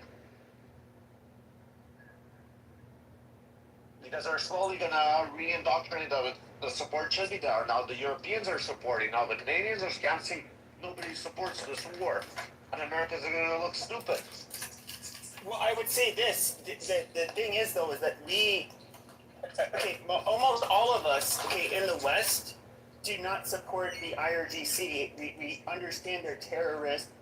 They're bad. They mistreat their own people. There's literally nothing positive I can say about them. I mean, they completely belong in the basket of bad people, and so threatened to kill the president, threatened to kill all these people. Doesn't matter to Pepe.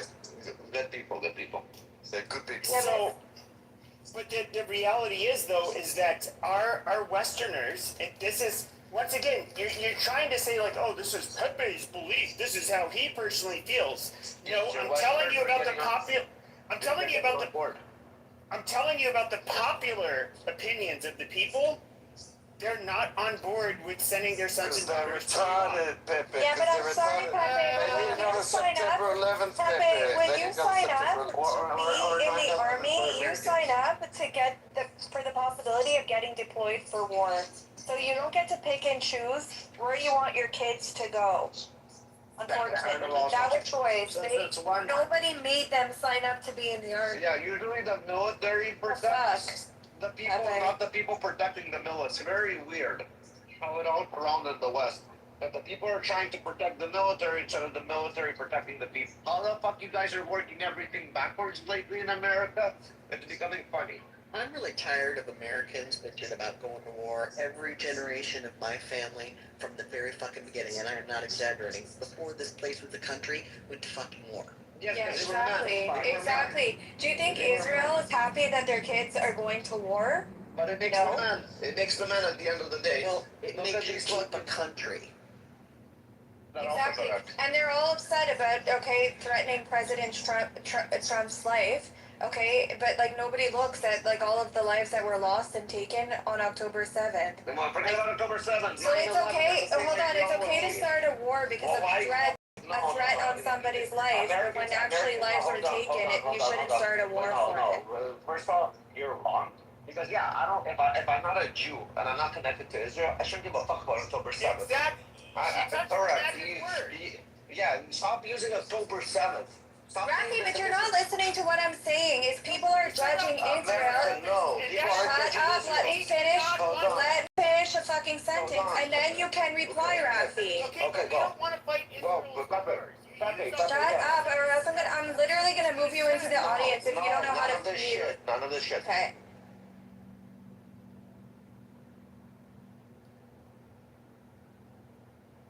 I'm gonna finish a sentence and then you come on, Rafi. I never move mods. You literally don't know how to shut up and let somebody finish a sentence before you jump on them.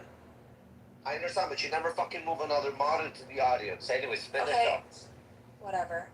No, but I'm sorry to say. No, Rafi, let me finish my sentence before you jump to conclusions and you make it all about you and October 7th. What I'm saying is that it's okay for the U.S. to engage in war because they're upset about the threat that was made on Trump's life. Meanwhile, they're judging us at the same time for starting a war in Gaza because our citizens were murdered. There's a difference between a threat and actually action. But hold on, that's a war between Israel and Gaza. The Iran war is right now. But it's a double standard. No, hold on. The Iran war is deemed to be a war as an Israel war. I'm sorry to say, he is correct. That's crazy, Rafi. Why is it? Hold on. If they threaten to kill the president, why is that Israel's fault? They killed 200 American soldiers, Rafi. I understand. They killed 200. So what the fuck? Guys, hold on. Again, guys, mute up. She spoke, she was muted. Now let me speak. Put your little Jew cards aside. Forget that you're a Jew. I'm just drawing a parallel of a double standard. I understand. They can double standard with 9/11, that it's the same ideology of Islam that wants the West destroyed. I'm not understanding. But they don't need to know about fucking October 7th. They don't give a fuck about October 7th. Right now, the Iran war, I'm sorry to say, for the Persians, and also put the Persian card aside, the Iranians, I'm sorry to say, let's put it aside. In their eyes, Iran was never really a threat directly to Gaza. It might have been a direct threat to its phone. It might have been a threat to its proxies, like Israel, that they paid to defend. Well, You're actually crazy. And the fact that people in America are crying because people have to go fight a war, that was their own decision to sign up to serve the army. That's a different topic, Capri. That's a different topic. We can argue that separately. That I'm telling you that the people now, the population, instead of the military protecting the mass population is protecting the military. That's what I said, which is very weird. Wait, are you saying this is a Jew war, Ruffy? Is that what you're saying now? This Iran was a Jew war. That's what you said. That's what We're you're saying if it's whether it's America or not. Most Americans, Brad, again, put your Jew card away and put your Iranian card away. Again, don't tell me what the fuck. I didn't call you what the fuck. I said no. I don't mean it like that. I don't mean that you're going. I mean, like, don't be surprised. I mean, don't say what the fuck like you're surprised. No, I'm surprised by what you're saying, Ruffy. I really am. I'm telling you that, again, you want me to lie to you and tell people, oh, this is not the way it is? No, this is how Americans are thinking. This is a country that constantly threatens America, threatens to destroy America. I don't understand. So what? So North Korea, You lost your identity. Hold on, North Korea is a threat to America, but you don't see America invading North Korea. Why? Wait, Ruffy, if I threaten your kids, are you going to wait till I take action? Are you going to wait till I take action? They're afraid to, and it's not in their best interest to. North Korea, Trump's threatened the U.S. And when does North Korea threaten the U.S.? When? North Korea threatened the U.S. They've been threatening us for decades. Look, here's the thing: is it like as an outsider? You're not attacking North Korea. Why aren't you attacking North Korea? Because North Korea has taken zero action. What have they done? No, it's because North Korea has all of their artillery. North Korea has exactly. You're afraid to. That's why. No, it's not. It has nothing to do with that. What has Iran done directly to America except attack its proxies in the region of the Middle East? What the fuck, man? They killed 250 soldiers or whatever it was in Lebanon and claimed responsibility, and America did nothing about it, Ruffy. Nothing. Okay, sure, but we can. I don't want to get into other sensitive talks. America should have done something before, not fucking 6-10 years down. What do you want to wait for? What do you want? Okay, here's what you don't get, and you see the right wingers have been turning on Israel, not because of what's happened, what you guys are doing to the Gazans, not because of any of this shit. Okay, what we see, and this is literally where I have been. Can you talk without yelling ever, Pepe, please? Like, sure, honestly, please. my ears. Okay, can you not interrupt? Yeah, but my ears are bleeding. Okay, can you not interrupt and then I can talk? You are allowed the idea. Okay, so where people like me turned very skeptical of Israel is that we do see this as like, hey, we have an enemy. By the way, Iran is the biggest threat to Israel. It has been. We all, and to America. And they're not our biggest threat. China and Russia are much bigger threats. I mean, literally. But when it comes to us saying like, well, no, we're not really. You're trying to justify something as an average American that has no connection to the land of Israel. Exactly. That's why I'm trying to make this point. To this Judaism tribe that we all stick to, okay? They believe, again, what they believe. Don't tell me what the fuck. I'm telling you the actual facts, what's happening in America. Like what the fuck? But Americans believe this is a war for Israel. Because especially how the media portrays it, on top of it, because as soon as Trump comes in, they always say, oh, he's licking fucking Bibi's ass, he's licking Bibi's balls, he's Bibi's puppet, right away.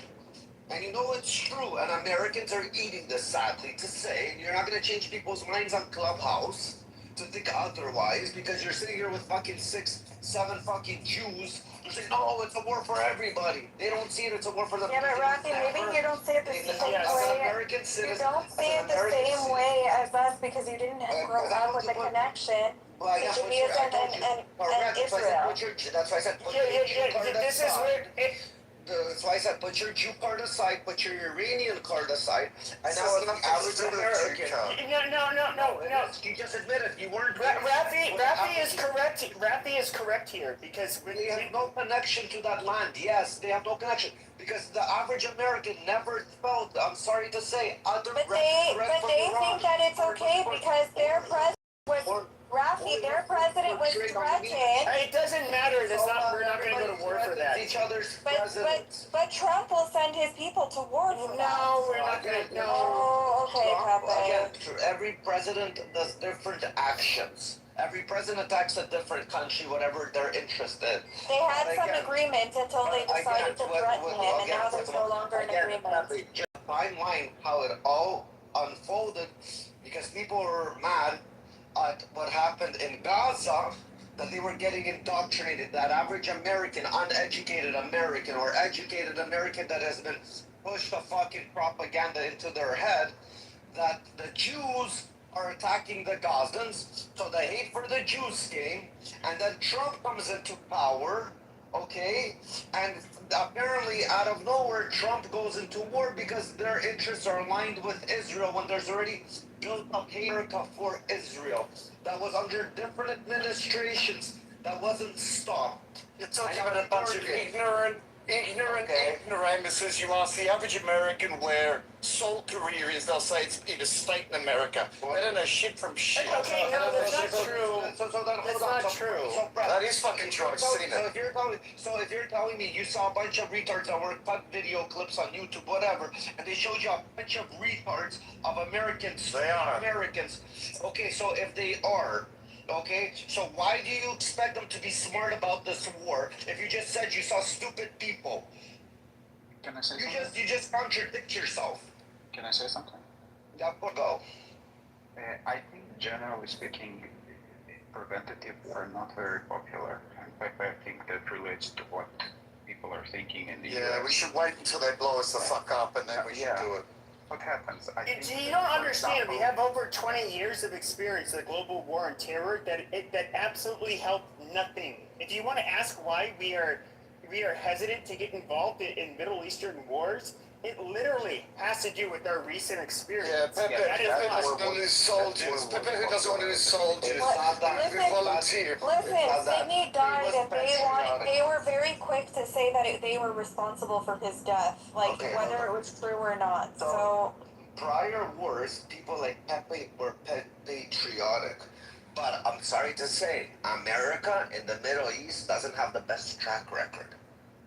Even though Donald Trump is a different type of president, so we don't know how this is all going to play the fuck out, but they don't have the best track record in the Middle East. And during that time, Israel didn't really build a really good reputation with the West. So what do you want me to tell you, Brett? Do you want me to lie to you? You're a grown man. You know the facts, what's happening. It's sad. It's happening. What's sad is you guys went away, and you were the first to say it the other day. I never said I want to win. I would bomb you. I would support you. Well, I don't have because I always say you're leading a war for your children. Right. Exactly. That's what I say. Because if you're a normal fucking person, you would make sure children of the next generation of your children would live a fucking safe and peaceful place. Exactly. Instead of sending them into this fucking war. Yeah, but I don't understand this argument, Rafi. I don't understand this argument. This is how they're indoctrinated. It's not understanding. You said you saw stupid people, Brett. You just said you saw stupid people. I haven't just seen them. I've met them, man. I used to so you met stupid people. So why do you expect to explain something with rationale and you expect somebody to say, I got it? But Pepe's not stupid, and he's sitting in this room time after time. We don't want to. One second. I'm indoctrinated. I'm not indoctrinated on either side. I have to say, you sitting here every single day, we don't want to sacrifice American soldiers for Israel. We don't want to sacrifice American soldiers. What the fuck are you talking about, man? What do you expect to do? Sit on their bases every day getting paid their forge to do nothing? They join because they want to fight for righteous causes. This is a righteous cause, Pepe. A country wants to annihilate you. If they had the opportunity to do it, they would. And we want to go in and stop that from happening. It doesn't make any sense to me what you're saying, Pepe. We don't want to lose American soldiers. Like, what the fuck are you talking about? Especially since so many people were against, the war that was started after 9/11 and the soldiers that were deployed. You would think that people would think twice before actually joining the army again. Exactly. What do they want to do with the army? It's not that. As I said, I'm sorry to say to my American friends now that they need something like an October 7 or 9/11 to reunite. No, they Americans don't. Again. No, they need to wise the fuck up. They need to smarten the fuck up. Last time America was reunited was after 9/11. After 9/11, everybody was fucking united. So and fine, everybody fine, was fine. fucking united. Do it your way. Same thing what happened with October 7th. Look how fucking divided we were after October 7th. We weren't more So united instead than of ever having a before. never again mindset, people are gonna have a mindset of like, oh, let's have a Well, reminder. that's why I said Please. people forget. I just said Please, people let's forget. get reminded again. Yeah, And do your way. have Do your way, thousands Rafi. of people die But I can't do it my way. This is the only way in you order teach to some take people. action. No, but Pepe is Brett, arguing for Brett, your Brett, way, Brett, Rafi. But Brett, so hold on. There's a saying: learn from other people's mistakes, or you can learn from your own mistakes. They will only learn from their own mistake. I'm sorry to say, but that's how it is right now. Okay, so Pepe doesn't want to sacrifice. Pepe doesn't want to sacrifice soldiers. He's happy to sacrifice innocent people. He's gonna want to sacrifice soldiers when something happens to him. That's when he's gonna want to sacrifice soldiers. Absolutely retarded. No offense, Pepe. Absolutely fucking retarded, and you haven't learned anything from history. And it's not no offense, it is all the offense. Well, No, the problem is though is that we are not going to fight for the state of Israel. Like that's. Oh my God, man! The security of your country is up to you guys, not us. Pepe, stay on your computer on Clubhouse very comfortably. Nobody's asking you to go fight any wars. Oh, you're asking for Americans to do it. That's what you're doing. And the answer is no. Intelligent, Pepe, but honestly, you're an ignoramus, man. Welcome The on absolute stage, Mari. ignoramus. I just want to say something to Mari, please. Mari June, do not engage with Americans or Westerners ever again about this. The reason I'm saying this is because the ignorance and the arrogance that they are untouchable will get them in the end, and I am done with them. Let them fix the ignorance and arrogance consequences. Don't say Westerners glow. I'm one of them. Anytime ever again. But I'm a fucking Westerner. honestly, I don't understand one thing. Not you, Breggie, not you guys. I mean, you know why. I don't know why some Americans that are against this war. Because they lack wisdom. They lack No, wisdom. it's okay. No. Let me ask my question. I understand they might have any opinion about this war, but why are they angry at Iranians and Israelis for that? That is your president that is deciding about this war, and this is the one that you voted for. Okay? You voted for your Because president. when we voted for him, he said no new wars in the Middle East. Yeah, I understand. No new unjust wars. No new unjust wars. Now that president is in office and has decided to do that, and you know the process, how to do it and how to react, okay? This is your country that is deciding. Why are you trying to make it about us? Like if we said that we want the war, Donald Trump changed his idea and started attacking Iran? Is that like this? I changed the title of the room. You don't understand. Why do you think it is about us? Why do you think it is about what we think? It's not about you. Pepe looking for someone to point the finger on. And the Jews. Not, it's the Jews, it's the Iranians, it's everything beside himself. It's also Santa Claus. Because this fucking loser piece of shit. That's irrelevant, Shooky. That's irrelevant. Totally irrelevant. No, it's not, because we're talking about war and what who our country says. It has nothing to do with me personally. Can you, Pepe? Not So, Shooky, stop directly attacking people. Speak normal fucking to people. Shuki was being nice, Rafi. He was being nice. What did I want? You don't like it? Fucking kick me out. No, sit on my cactus. You see a child next to me. You see a child next to me. Sit on my cactus. You see a child and don't teach me how to talk. I'll teach you how to fucking talk. Because No, you're not. Rafi, No, you're not. You can kick me out. I'm not gonna. No, no one's kicking you out. Shut the No one's fuck kicking you up out, Shuki. and don't tell me how to talk. Speak normally.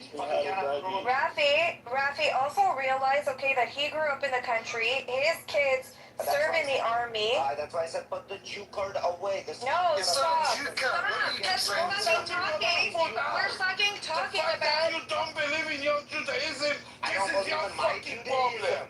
Buttercup has infiltrated Rafi. Hold on. Buttercup's infiltrated Rafi. I'm not an American.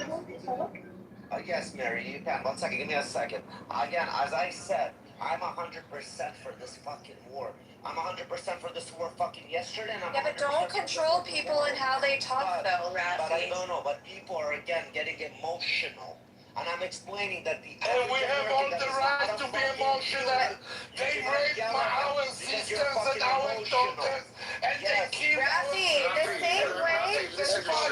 We have all the right to fucking be emotional. Rafi, the same way, okay, the Iranians are emotional about their people, we are as well, and that's why we relate to them, but don't control people and their emotions, you cannot.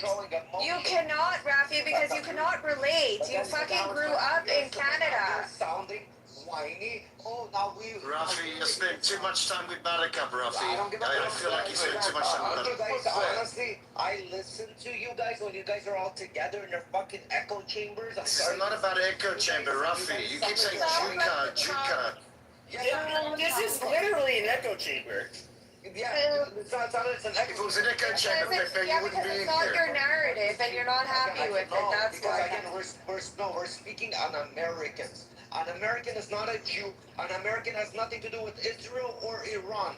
Before Americans, I'm sorry, and anywhere in the diaspora, we are Jews, Rafi, at the fucking end of the day. It doesn't matter where the fuck you live. Oh, guys, you have to fight the war. You want me to go sound like this? It doesn't matter where you live, Rafi. At the end of the day... I'm not gonna go as a Jew, fight a fucking war for fucking, again, I'm not down for us to lose fucking people for the Jews, for example. I'm not down. If we have Israeli soldiers for the In Vietnam, it was Jews that fought for America. Rafi, we fight for everybody. Every war, Israelis was there, Jews was there. Okay, never mind that. Every single fucking natural disaster that happens in the... Can I share my opinion on that? I won't be, I'm sorry. I just wanted to share my 2 cents as an Iranian and not the emotional one, because I had given all my emotions away. I have shit, I need therapy. So I'm just going to talk kind of hardcore, like, I don't know, hard cold facts. They said, you Americans, like, I understand you have different agendas. Like, you have strategic people working in higher places that are smart, and when they usually dive into a plan, they have different agendas. They try to reach different checkpoints. So your presence in Middle East is not just for Israel, it's also for your own agendas. And you can see it from how, from the ceasefire, like how Trump stopped the war. Iranians were not happy, Israelis were not. You can see a lot of people were killed in all different places in Middle East, in Iraq, in Israel, in Palestine side, which doesn't exist, but I'm not getting into that shit. And also in Iran, who were executed. But you don't give a shit about that, so I'm not getting to that. You are here for a deal. Even now, Trump is fucking them in the ass. He expects something in return, something financial, some incentives. So you guys are not really here to play hero. And by the way, none of you have military power. I mean, some of your family members can be military, but you're not high decision makers. So you cannot stop your president that much. The Congress couldn't. And Trump made sure of that, which was very smart of them. They have no saying in the ceasefire or in the war, and it was a very smart move from Trump's side. Yeah, neither do you. You don't have any power. Yeah, but play like you're here for being, like, I don't know, for a reason of being a hero. You're here to, like Ukraine, you got half of the mining rights, so I guess you expect something in return. Yeah. Yeah, that's what I meant, Mary. If America is involved in this war, it's because Donald Trump believes that it's for America's benefit. He sees a Okay? benefit in it. Yeah, he sees there is some benefits for America. So if it's true, if it's false, it's Donald Trump's decision, which is your president. So if you're mad, you should be mad at Donald Trump. If you disagree, you should disagree with Donald Trump. Yeah, but Masa, I agree with you, but when you... Guys, stop. Everybody stop. Who removed KK just now? It was me. Why did you remove KK? Are you guys You could remove me. You could remove me as No, a but why mod. did you remove her? Because she's retarded. What is she retarded of? What is KK retarded of? Like, what did she do retarded? Seriously, like, what the fuck? Okay, you could remove me, Rafi. You're honestly, you like literally just lost your mind on it. You lost your mind. Just talk about it back channel, guys. Talk about it behind the scenes. Like, come up with Is it KK that's Asian? KK, yeah. KK with the big boobs. That's the one that Rafi. She literally lost her fucking, like, the fucking nerve of you, bitch. She literally lost her fucking husband in war. She's a goddamn Gold Star widow. Okay, I didn't know Pepe. Okay, no, but just the amount of disrespect is a fucking lie. Holy okay, This is what I mean. This isn't echo chamber that you're trying to silence people, guys. This is the Pepe, I didn't fucking know. Don't mind if I answer from a Trump voter's position? Go for it, Joe. It's all you. Thank you for having me on your stage. I don't come on many other stages than the president's room. Look, I mean, realistic voters voted for Trump because of a strong democracy that would benefit us, the voters that have lived and advocated for Donald all these years. Yes, we prioritize the things in our life more than the world. It is what it is. I mean, you can't blame us for it, right? We just happen to be in this country, and we advocated for Trump for many, many, many, many years. Many of us go back to 2016. We've had to have a lot of fallout between our family, and I realize y'all go through a lot of struggles too. And you know, your positions are related to what benefits you in your life with Donald Trump. But you can't blame us when we advocate for a strong domestic policy. And that's largely why the war's not popular. And it, look, his approval isn't in at the bottom or anything like that. It's just kind of mediocre. No, it's not. It's like around 40%. That's pretty mediocre for Republican presidents. And it's not hard to get to 40%. That's kind of the base, all right? So he hasn't lost the base yet. What he did lose was he lost crossover voters. He lost a lot of Hispanic voters. And a lot of that stuff has to do with domestic policy. It doesn't even have to, with the Iran war. The Epstein flub with the rollout and the messaging, that was a big flub. So all these things added up together. It's not, the Iran war is definitely not at the top of our agenda, but keep in mind how they sold this to us from an American voter's perspective. Look, in and out in 2 weeks. He with the bombing last year, he stayed afloat. He was still above water. But once this has dragged on, you hear the complaints.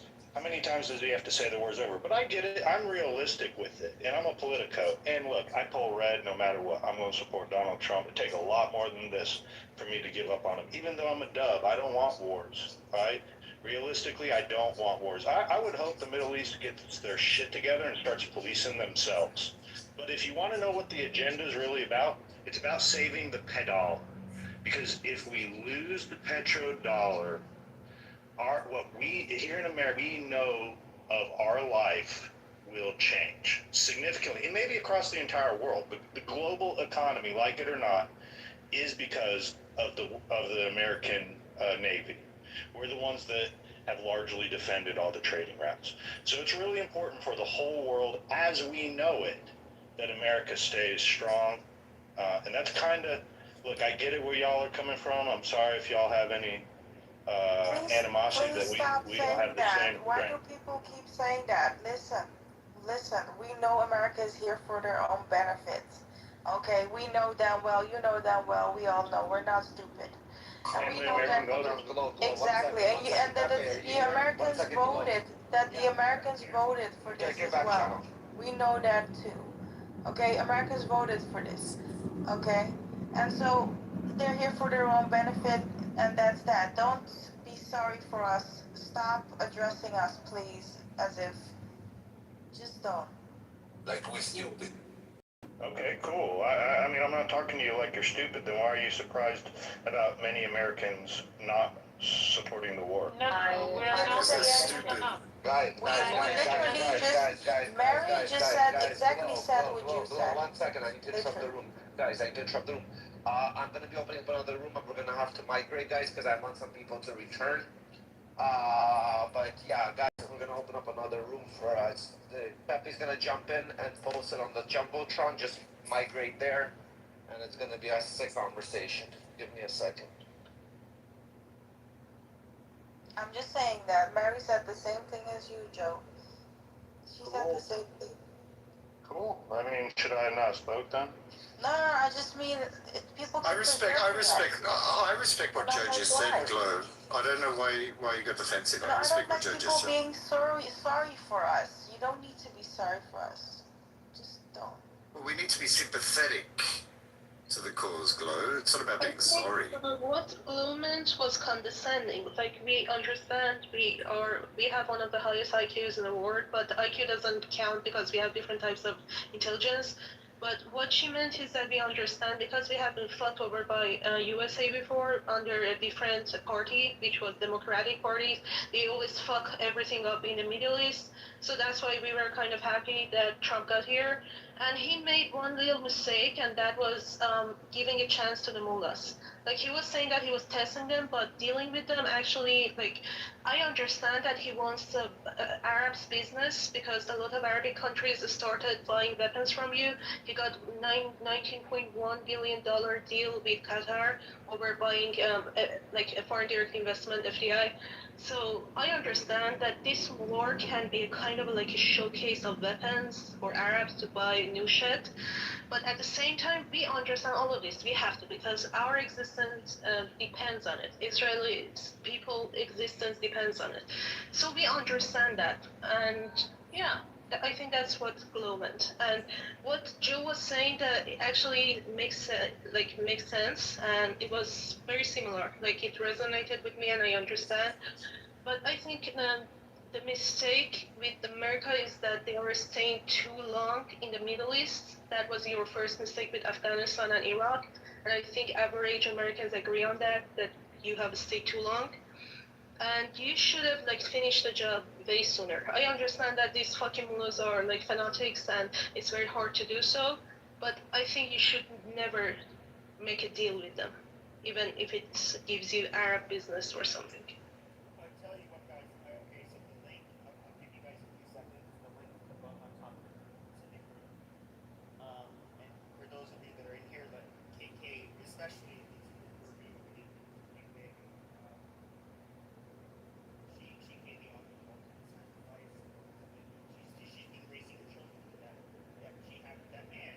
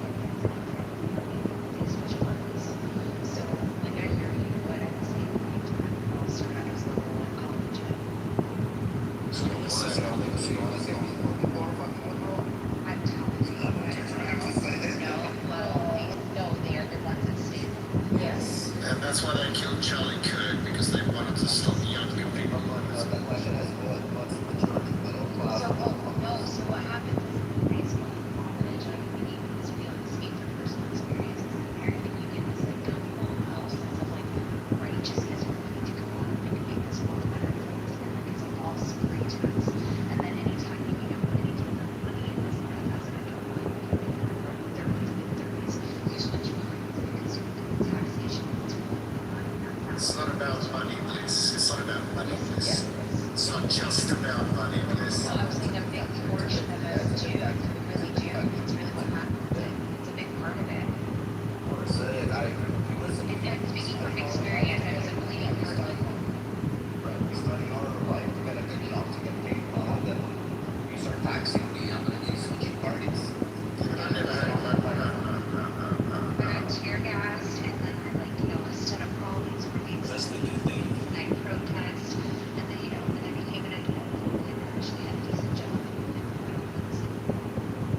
Winston Churchill saying that goes, if you're young and conservative, you have no heart. If you're old and liberal, you have no brain. This concept has been around for a long time, though it's kind of simplified.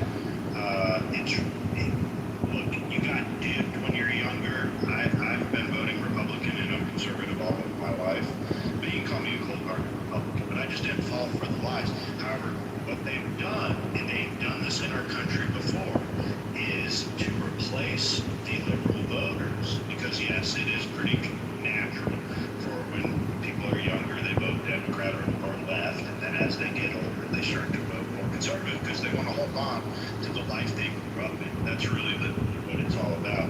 But then they start to replace that, and they start bringing in mass immigration, and I think that's what's going on in a lot of these other countries.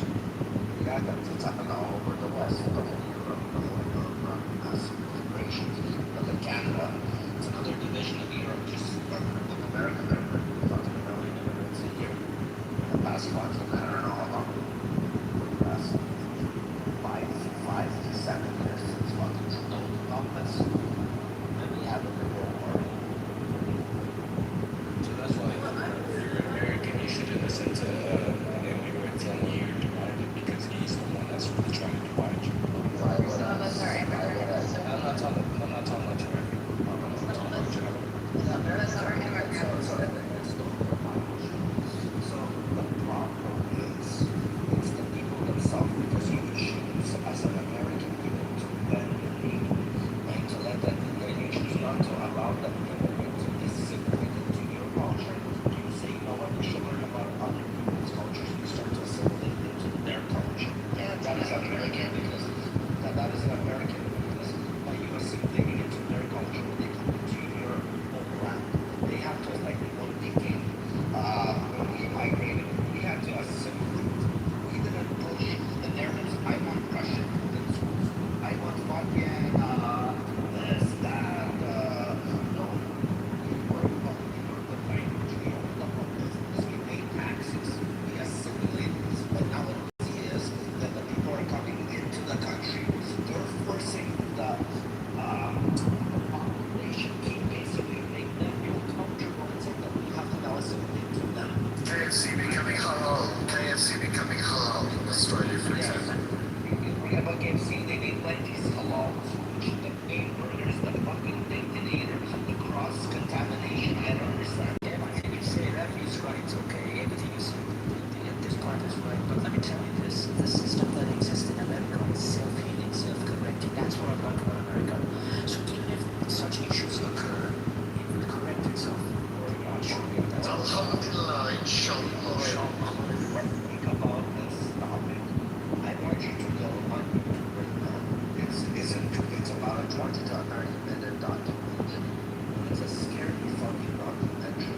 I joined this documentary, I think it was in the 1980s.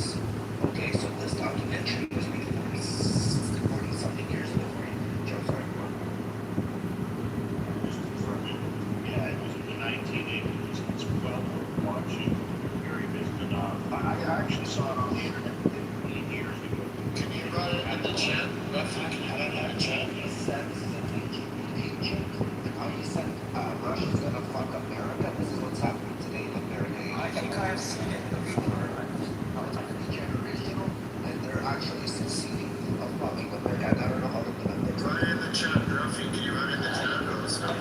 I've seen it, but I don't think if the KGB was that much powerful in doing so. Okay, I have reasons to say it's not power. Anyways, I don't know. No, I don't think if they succeeded, no, I don't think. No, subversion is one of his main topics is subversion. Yes, the communists have subverted America. That's why we have Donning just elected. So it's just in one state. It's just one state. Second, it's 11 has happened. But fuck, I think you have to switch to the same state where it was the closest to home. The other states are nothing. Michigan's gonna be nothing. What's happening right in Michigan when they're trying to. You want to say that's okay? I can't work that. This is not going to be an overnight thing. This was said 40 years ago. I know. Day by day, they don't take the whole thing. But the same shit is happening to you. Okay, so the same thing is happening to you. Even more. So do you want to say? So let me ask you. You want to say the KGB had plans for all Europe and America? I don't think so. Yes, because the whole European countries had plans against Russia when they divided Russia. The West made Russia break apart. And Russia is now paying for the shit.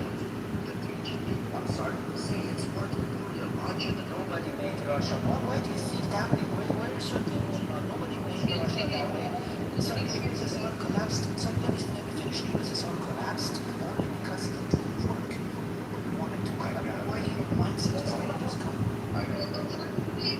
Long-lasting effects, like you mentioned Europe, so I think one of the most famous countries that it has experienced like dictatorship capitalism and communism is Germany. If you go to Eastern Berlin, like East Berlin they call it, it's still so different from Western part of it. Like Soviets and KGB and whatever the fuck they have done, they have had lasting like effects, and they also have had lasting effects in Europe because a lot of doctrines that these fucking RGC adapted the government, it was from KGB. So it was exported to other countries and it has fucked over Iran, and it has also inspired what we call Maoism in China. Like it started with Leninism and everything, but then it went to like China and became Maoism, and now even China is more getting stronger than Russia.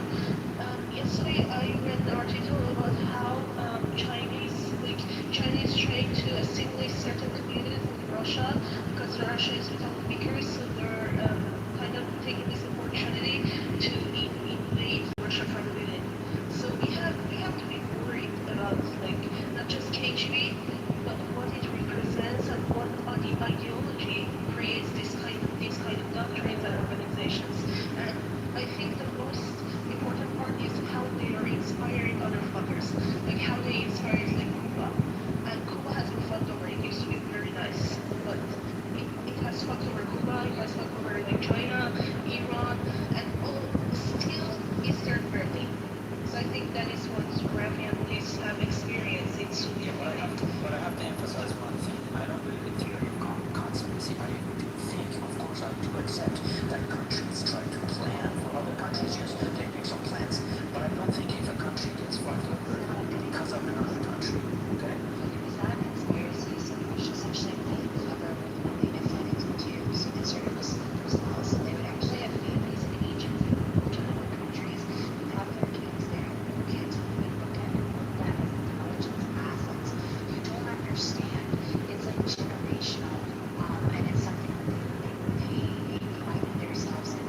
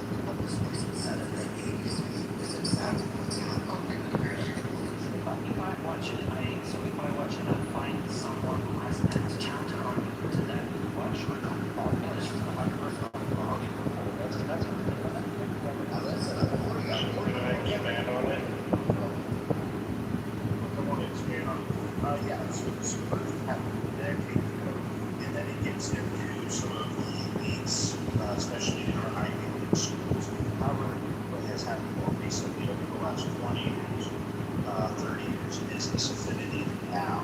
And this idea of one party. What's happened in California is one party. In California, Democrats want to spread that all across the country. Ultimately, that's the Democrats' agenda.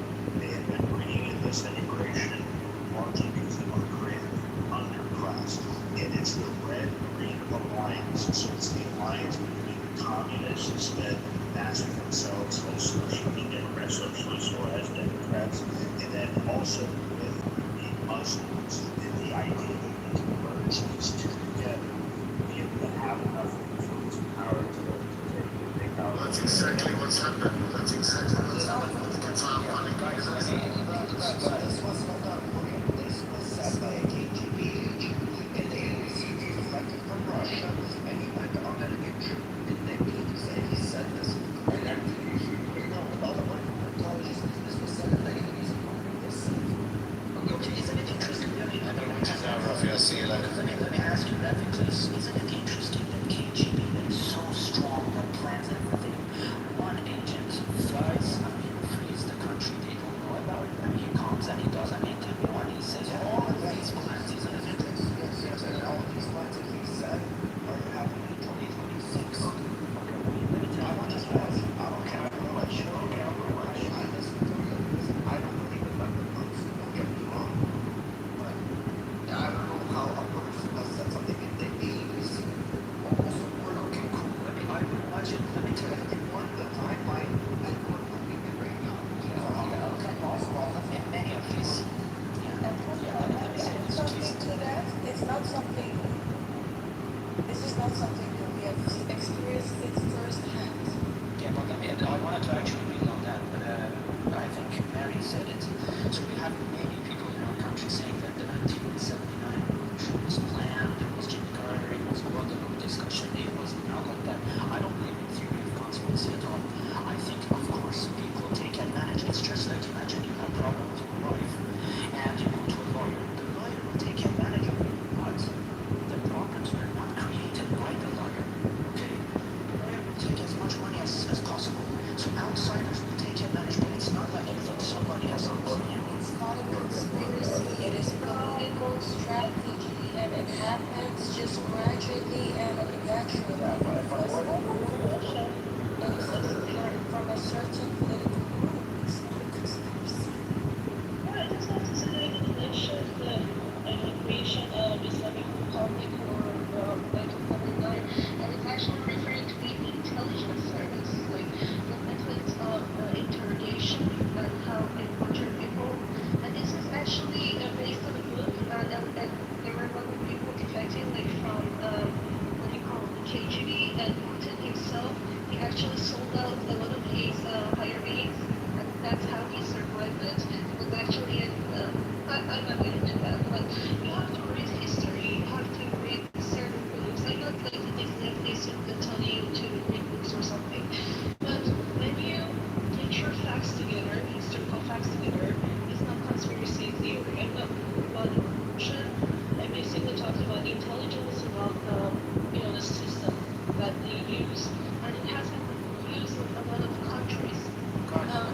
That's talking about issue. It's not about the political like organization or system. It's not about like say Iran has theocracy, like what China has like always or it's not communism, it's always like or Russia has communism. It's about the system. The countries cannot run on you. They need certain system, they need population control. If not that ideology or belief system. KGB basically came up with a lot of these things. That has unfortunately inspired a lot of these, I would say, dictatorships all around the world, Cuba, China, IRGC, everywhere. And that was what I was referring to. So, yeah, thank you. One of the reasons that I make resorts to theories of conspiracy is because our brain is not meant for difficult tasks. Theory of conspiracy is exactly like religion. Religion gives you the simplest answers. Why are we here? God wants us to be here. Who has created us? God has created us. Who did 9/11? It was inside job. Why? Because if you want to believe that our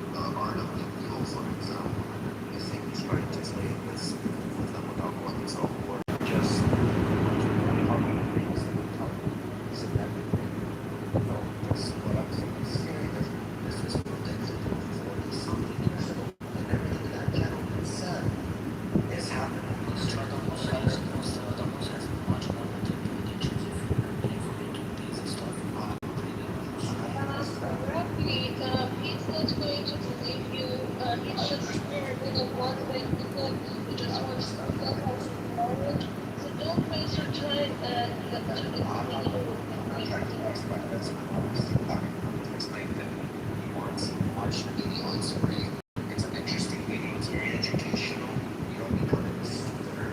Some people become smarter. The more you learn, the smarter you get. If he chooses to watch and educate himself, he can make a decision on this conspiracies or bullshit. This actually is happening right now. Why is it happening? And why does this happen 20 years ago when this didn't happen? When this random guy came on a fucking TV show that had an intro and everything. This is happening. Everything is a Chinese professor. It's a Chinese professor who has predicted a lot of stuff. And I'm not sure if you've heard about him. Let me find the name. There's people that like the law. No. I mean, it's the same thing that you're saying. But the same thing. The same guy that you said in 1980 or whatever. What is it we're thinking about? Something in behind his mind. It's just the same thing we're thinking about. No, about politics. It's not about politics. Yeah, Professor Jim or something like that. He's also a professor. He's not even a professor. He's a teacher. So yeah. But the biggest of them is Nostradamus. Come on, that's okay. So I get it. Respect Nostradamus. Really respect Nostradamus. You know, respect them. Anyone can say anything. You can honestly, you can have these statements the way you want. Just random statements. I can say for example, random statements, and anyone can understand whatever they want. Since I this wasn't spoken in Polish, or this wasn't written like the fucking Torah where the Quran have to fucking decipher. This person is speaking plain English. They tell you in plain English what is going to happen to America. What is the world program? The USSR and the KGB, how they're planning to infiltrate America. And everything how you said it is happening in America.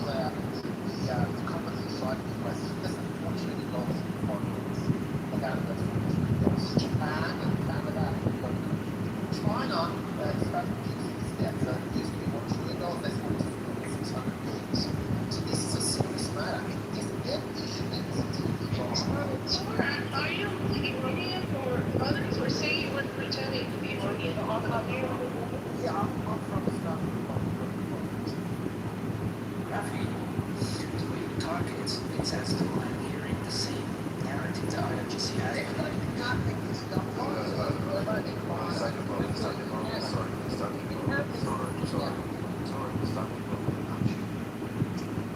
So continue for you. Yeah, except the way you talk, I mean, the narrative you try to push, I feel like it's the same IRGC narrative. What narrative that I push and what I say? Anti-American is trying to say Americans want to stuff. What do I say? What do I say?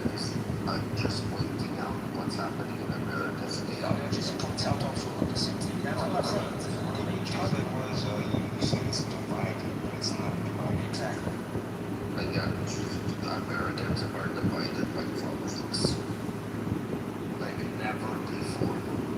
They have always had two parties. They've always had two parties. They can have 10 parties, but there were never fucking moments where people didn't speak to their own parents, to the elected president. Well, that's them. They're stupid. But that just shows that they're getting dumber. Let me tell you this: if someone is stupid, he's gonna ignore his mom or his dad and go to politics, or they're gonna go out for politics with their family. But when it comes to I'm not in trouble because I'm all right. Obviously, need to be considered American, but you live in America. Correct? Yes.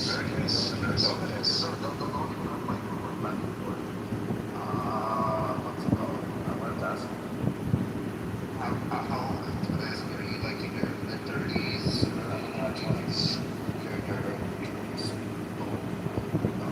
Again, I'm not that old myself. I'm in my mid-30s. A little bit over my 30s. I remember America. I just found fucking Americans.